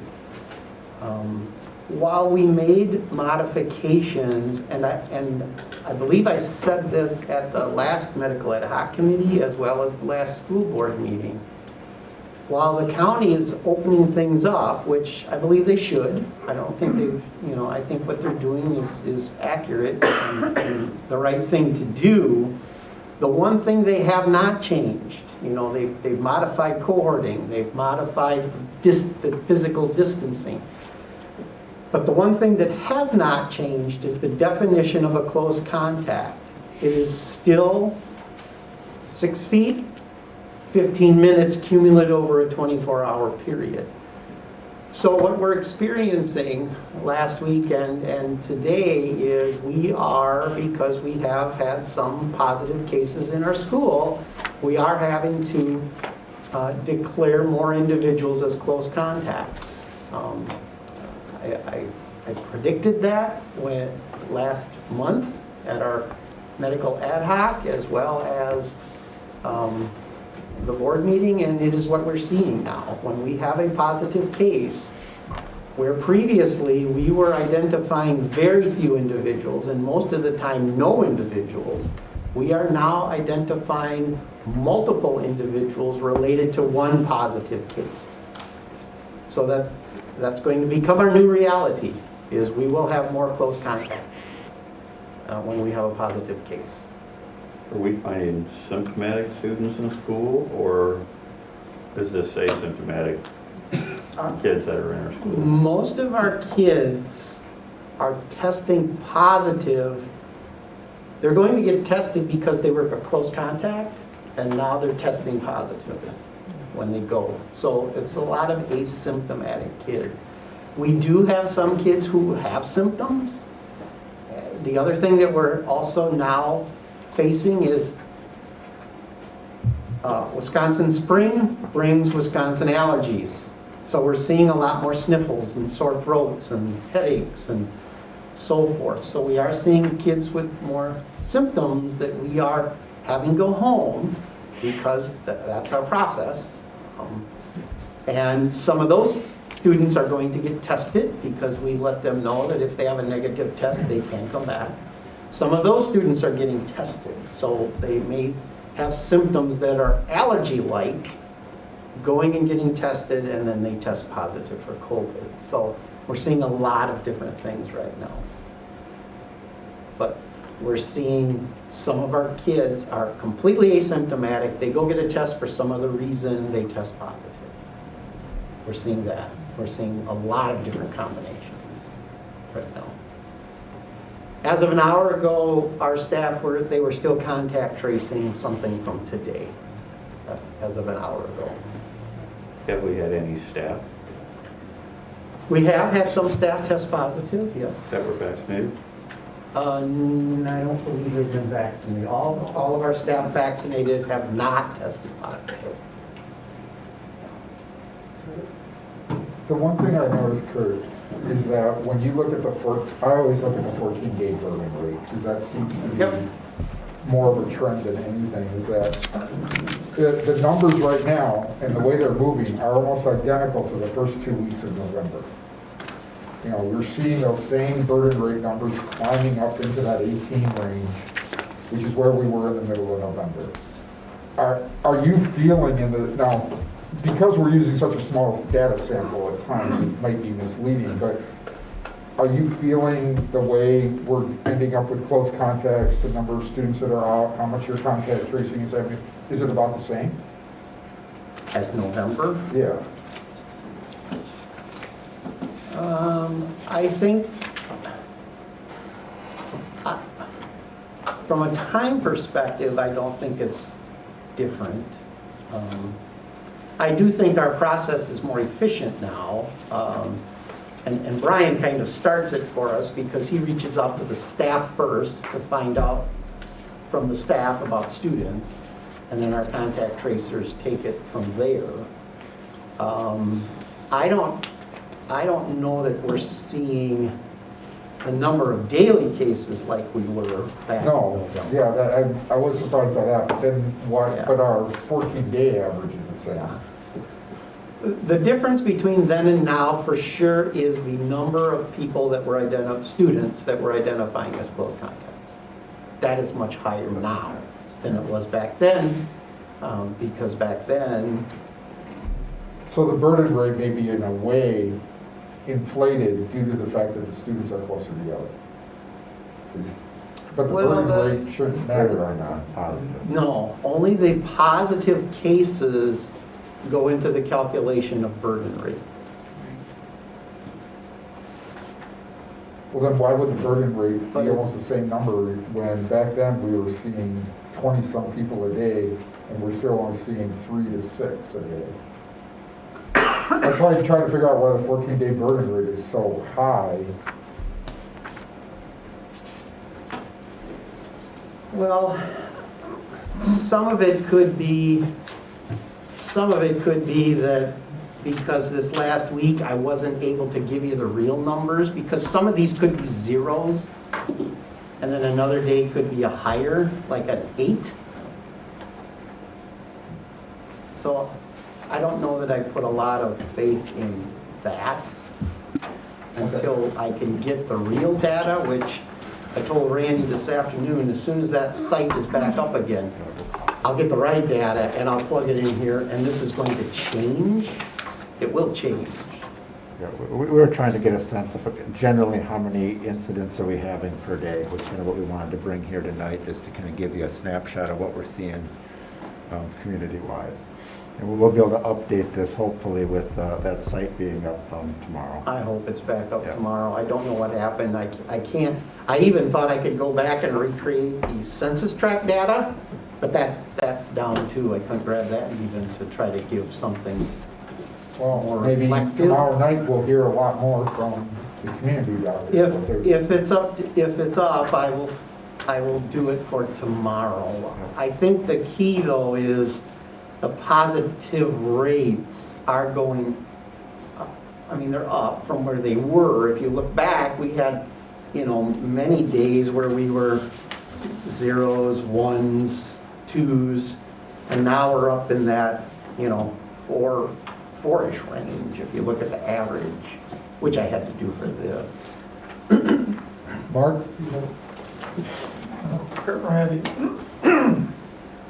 with the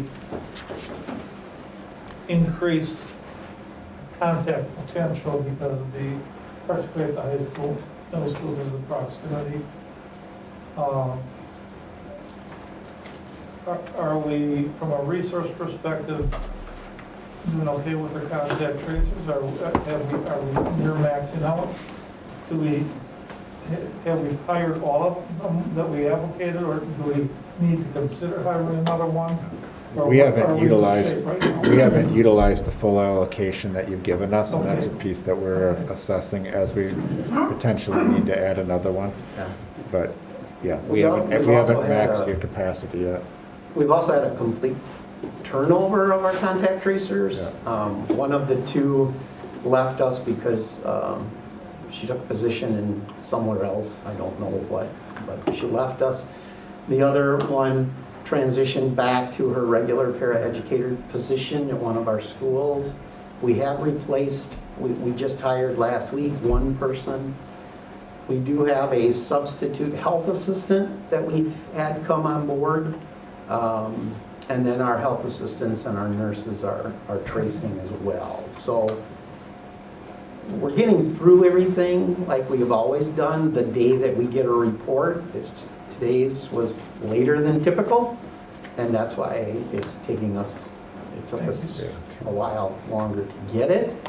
The one thing that I did hear, and I will be reaching out to our elementaries, our middle school and high school is now experiencing just more general student traffic in their health offices because of, it's just busier, right? We're back administering medications because some kids will need a medication in the afternoon.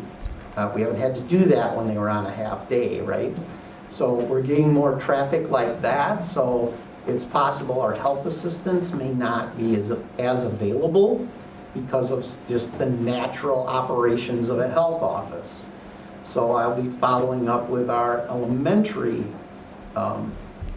health staff this week to see if they're seeing something similar to what the middle school and the high school reported to me. And that may mean we need to add more.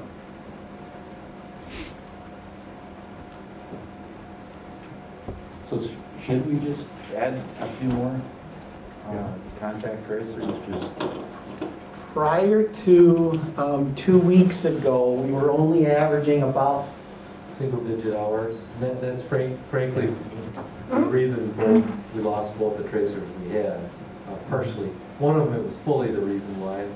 She wasn't getting enough hours, and she wanted more to earn more. The other one, I would say that contributed to her decision.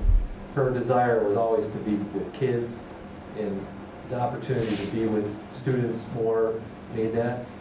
I think it's a delicate balance that we want to be careful that we can keep them busy enough that they feel they're adequately being utilized.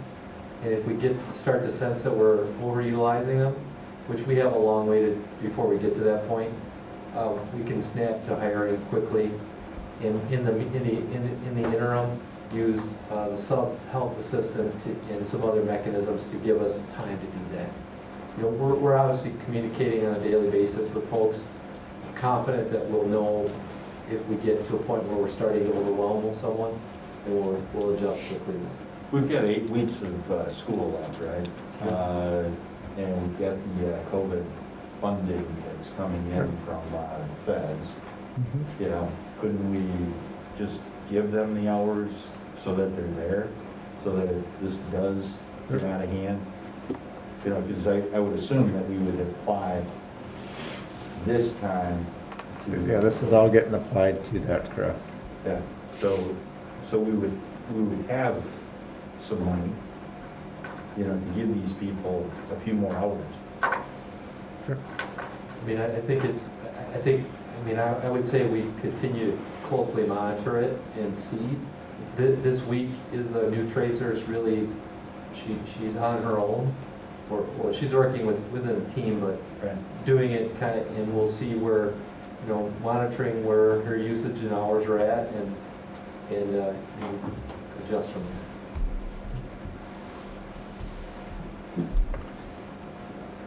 Any other questions for Kurt? Yeah, I guess my question has always been a fear of mine that people would be disincentivized from reporting positive cases or just holding their kids out and not saying anything for fear of causing quarantine of the people around them. I've heard of that from staff already, that they're very afraid that students are getting pulled out and kept out, and we're not hearing from them because they don't want to cause problems for other people. Do we have any insight into how we can avoid that being an issue? I don't believe we're having positive cases that we don't find out about, because I get almost a daily phone call or email from our site investigator from public health, especially when there's an open case that they have for one of our schools, which they call an outbreak. They're constantly emailing and calling. I get 2 or 3 a day when there's a positive case. There's only been one time since probably back in November, December. There's only been one time recently where he called me with a name that we did not already know about. But my concern is more, someone has symptoms, they just keep them home and don't say anything. And they've already been at school and potentially have been around other kids, causing a quote-unquote outbreak, but we're not going to find out about it until someone else shows up positive. If no one's getting tested, I mean, we never developed a way of having people rapid tested here, but we couldn't. I understand why. I worry that we're disincentivizing the testing, especially when we have, I don't know if rush is the right word, but we went back into this full-on, fairly non-distanced model, especially for the 7 to 12 ages, that are causing more close contacts. But now we're creating this incentive to not have a close contact because no one ever got tested. So I guess that's my fear. And I mean, I've heard about examples of very recent reports of close contacts that are going to cause some angst, and I worry that's just going to get worse. So that's not a question, I'm sorry, Kurt, but. I'm sure there's some of that going on out there that we don't know about. If a student is missing school, though, they need to report why they're not in school to us. And if they don't, we follow up with them and ask, why did your child not come to school? I don't necessarily know what reasons they might be giving for their child not being in school, but I think there's always that possibility to happen. And do I think it's probably happening? It is. I do know that we've recently had some parents who have questioned our declaration of close contacts, but we have followed the guidelines and the procedures that we've been following all year. So. Any other questions or discussion? Anything else on the fourth quarter transition? No, I don't think so. I think we just wanted to bring those things forward and share with you kind of the pieces that we've changed within the policy perspective. So, and that's in line with public health. So we can move on. Next is, consideration of COVID-19 regulatory flexibility again, but I think we've already addressed that. We just had the public hearing. All I need is your action on the waiver, for me to put forth the waiver for the ed effectiveness and the flexibility on the hours. Is there a motion to I so move on both the points. request for the waiver? Second. Any discussion? Not to belabor the point, what would be the outcome of not doing that, Randy?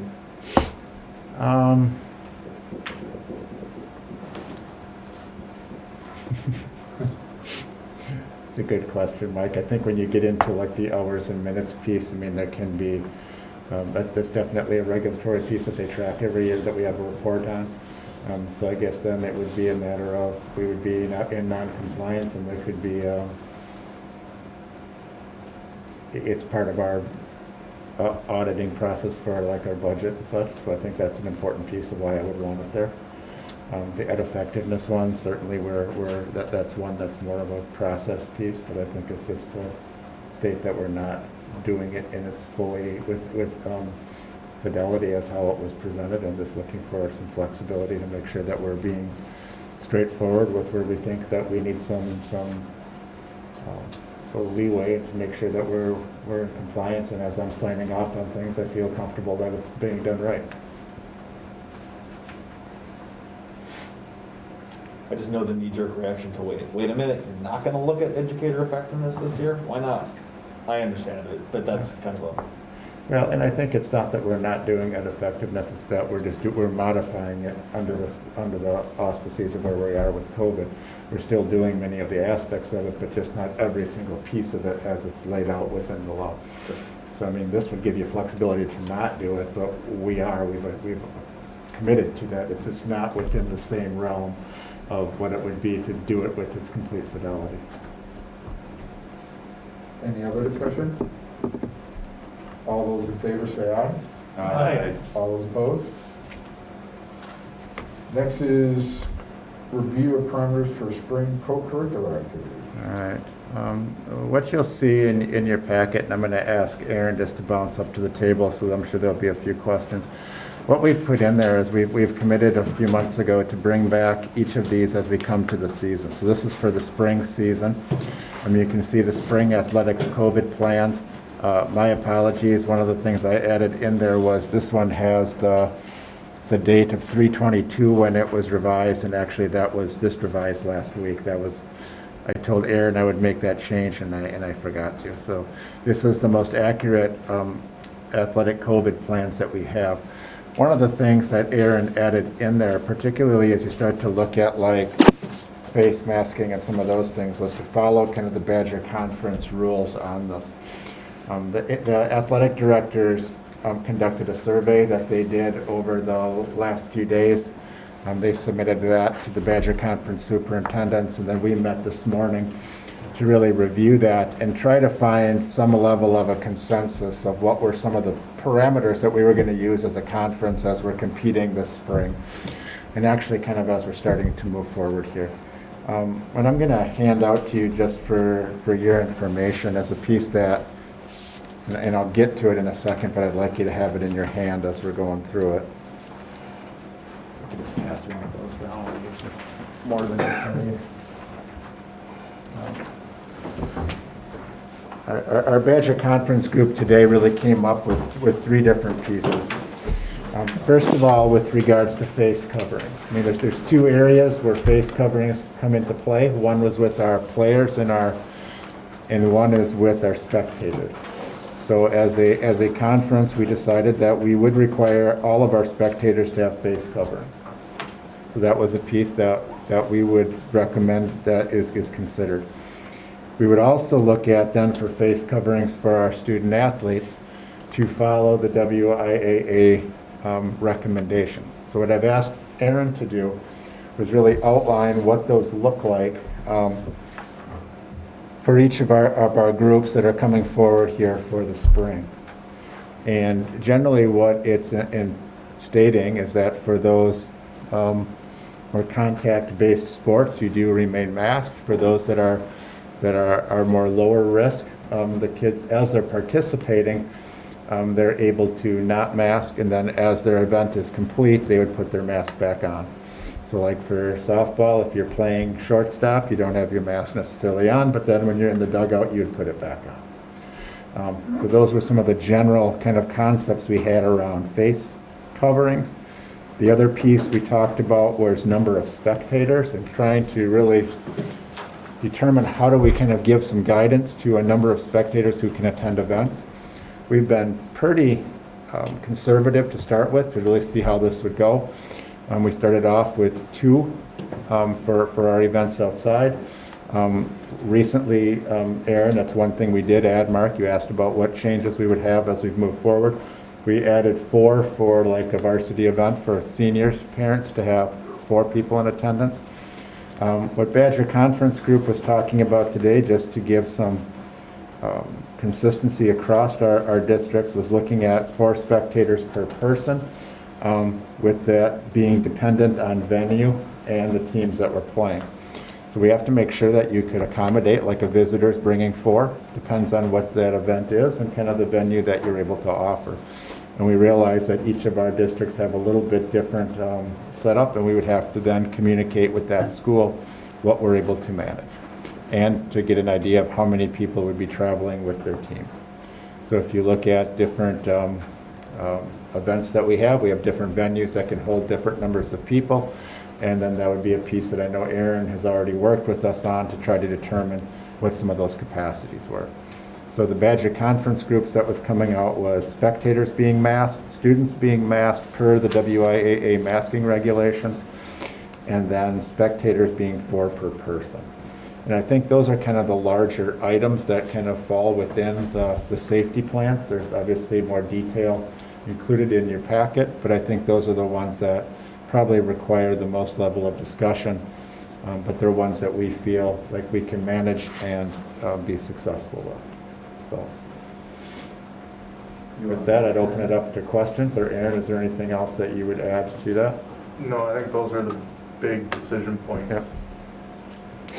And then your chart that you provided is just a summary of what the masking requirements are. I know lacrosse is not part of WIAA. They have different recommendations there from a federation. I mean, certainly with our students, as they're not participating, we would anticipate that they should be masked. And I guess that's a conversation with regards to lacrosse. Is that kind of similar to some of our more contact level kind of sports, and should they be masked while they're playing? So that'd be a question we would want to just throw that out here tonight. Sorry, just out of curiosity, for the sports that are still continuing, do the mask guidelines reflect this or what originally was put in when the season started? So the WIA has on their return to play considerations very similar language for the fall sports. Yeah. With the governor's mask mandate going away and the Dane County sort of requirements for outdoor sports, I guess that would be a decision for the board. What I've been holding us to is that anything that happens, currently anything going on school property, everyone must be masked. So that's what we've been doing for the last, I guess what it's been a week or so since the outdoor mandates went away. The outdoor requirements went away from the county and the governor. So our football and soccer have all been masked at this time. And how's that going? What are the players saying about being able to play football and soccer in a mask?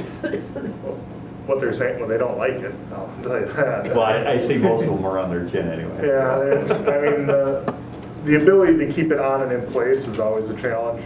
But yeah, I mean, if you're asking the kids what they want to do, they don't want to wear masks. I mean, that's... Do we have any exceptions for kids that are asthmatic or anything like that, or some type of medical condition? No. Okay. So you need a motion on this? What we've done is we've had a motion at the previous meetings to kind of approve our protocols.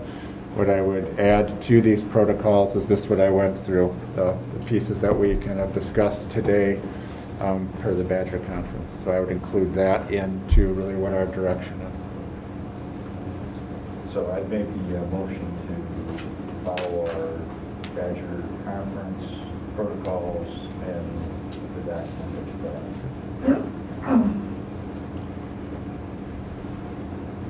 Is there a second? Second.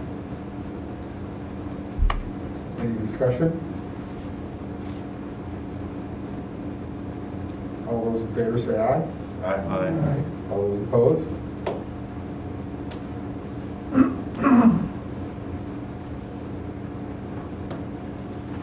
And that takes us to consideration to purchase a special education van. Great. In your packet, you will see a memo from Cardili that's requesting the purchase of a van for special education purposes. This is a replacement for some of our fleet that we have for transportation of some of our students with special needs. The dollars available for this are within the grant dollars that are available to CURT through special education. We have reviewed that from a financial perspective. The dollars are there, and our recommendation would be for your consideration tonight so we can move forward with that purchase. Make the motion to purchase the special education van. Second. Second from Brian. Any discussion? All those in favor? Hold on. Oh, I'm Is sorry. there anything that is particularly special education-wise about this van, or is it just a van that's used for special education? Yes. So it is like a wheelchair accessible van, or? No, It is more not. of a- It's just designated to special education. Do we have a wheelchair accessible van? We do not. We have, if we have needs for that, lamers, we use lamers buses that have the lifts on them. And they have a combination of lifts on their larger van, larger school buses, as well as on their smaller. And they provide the specialized transportation like that. It's used a lot when you transport kids for either job experiences or for Community experiences like elements. going shopping at Piggly Wiggly for some of their life skill type things. Yep. Usually the paraeducator, the teacher, and small groups of kids.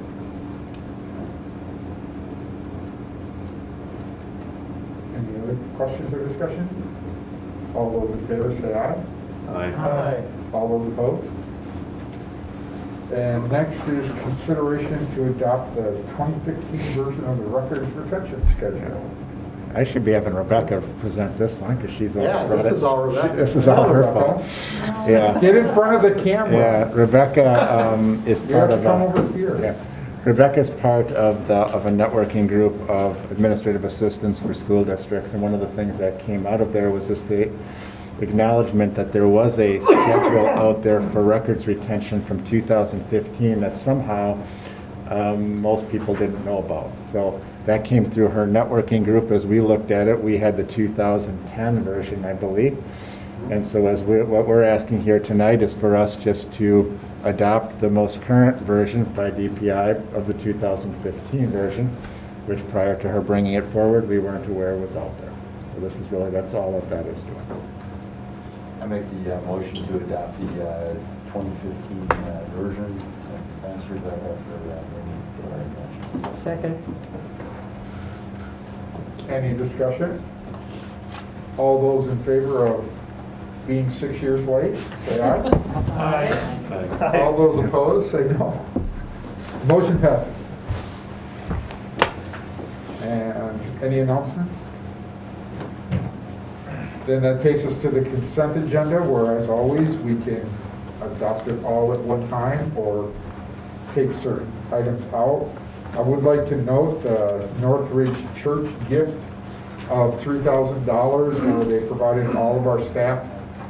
Every staff received a gift certificate from the Waunakee, what was it? Waunakee Chamber of Commerce. And American Families donation of $1,700 worth of books to the elementary school. Otherwise, is there a motion to adopt all or to pull any items out? Move the adopt entire consent agenda. Second. And a second. Any discussion? I would just like to thank whoever wrote the teacher appreciation letter. Oh, I thought that was, the teacher appreciation letter is in the board business, we're not adopting. Oh, Haven't yeah. got there yet, Joe. Okay, sorry. You're gonna get thanked twice. All those in favor say aye. Aye. All those opposed, and the consent agenda is adopted. That takes us to board business. First thing in your folders today were two pieces of paper. One asking to say yes if you accept nomination for offices. The second was a list of the committees where, again, please put your priority 1 through 6 on the top, and then down below the appointed positions. So indicate which committees you want to be on. Please consider adding DEI because the two current members on our DEI committee will likely not be on it next year. So if you're willing to be on DEI, just indicate that. You don't have to give it a priority, but we do need 2 board members for that committee. And then correspondence, the National Teacher Appreciation Week. Mark submitted a draft that's also in your folder that we can adopt to be sent to the staff and for National Teacher Appreciation Week. Is there any discussion or question? I want to thank you for doing that, Mark. Well done. Very nicely done. Thanks, Mark. I would make a motion to adopt it and to send it out. Is there a second? Thanks for clarifying. I'll second it. Any discussion? All those in favor say aye. Aye. All those opposed? And that takes us to future agendas and meetings. Couple things, and Steve, I'm going to ask you, you had asked for a budget meeting and facilities meeting, is that correct, Steve? Oops, we must not have. Hold on, Steve, we can't hear you. Lost Steve. No, he's there. Try now. Yes, Randy, during the first week in May before the May board meeting, please. All right. So would we be able to do about May 3rd? We could do a budget committee and a facilities committee. Maybe we could do them back to back, Steve? Sure. Would May 3rd work for a back-to-back budget and facilities committee? Works for me. Works for me. We'll have Yeah. Not my problem. So is that the news committee or? I will be there. I would say I would keep, That- I think what we've done in the past to kind of keep things moving is we've kept the current committee. And if we had, like, for facilities, Mike would be there, we would then include somebody else, or we'd run with the two. We can choose. So what is your start? What times? So budget, what are you able to start at? I think 5 o'clock? So if we did it's about an hour for budget, Steve? Sure, that'll work. Okay, if we did one at 5 and one at 6? So budget at 5 and facilities at 6?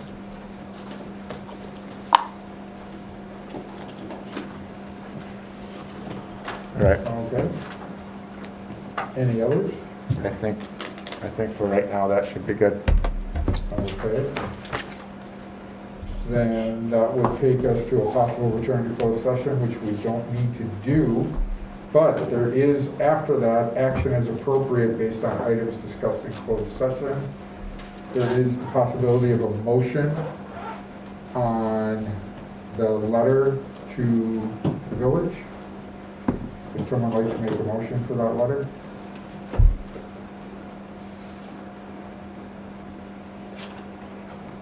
I believe, To or I direct- move we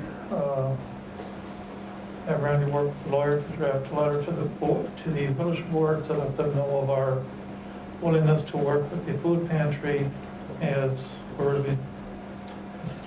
previously discussed, to use the library facilities and adjacent parking for that purpose. Second. Any discussion? All those in favor say aye. Aye. All those opposed? No. Passes unanimously. Which leaves us a motion to adjourn. Motion to adjourn. I was going to say, he has to get the last one. Is there a second? Second. All those in favor, say aye. Aye. All those opposed, stay here longer with Mike. And please remember, Tomer did provide some refreshment. There's some cookies up there. Thanks, everybody.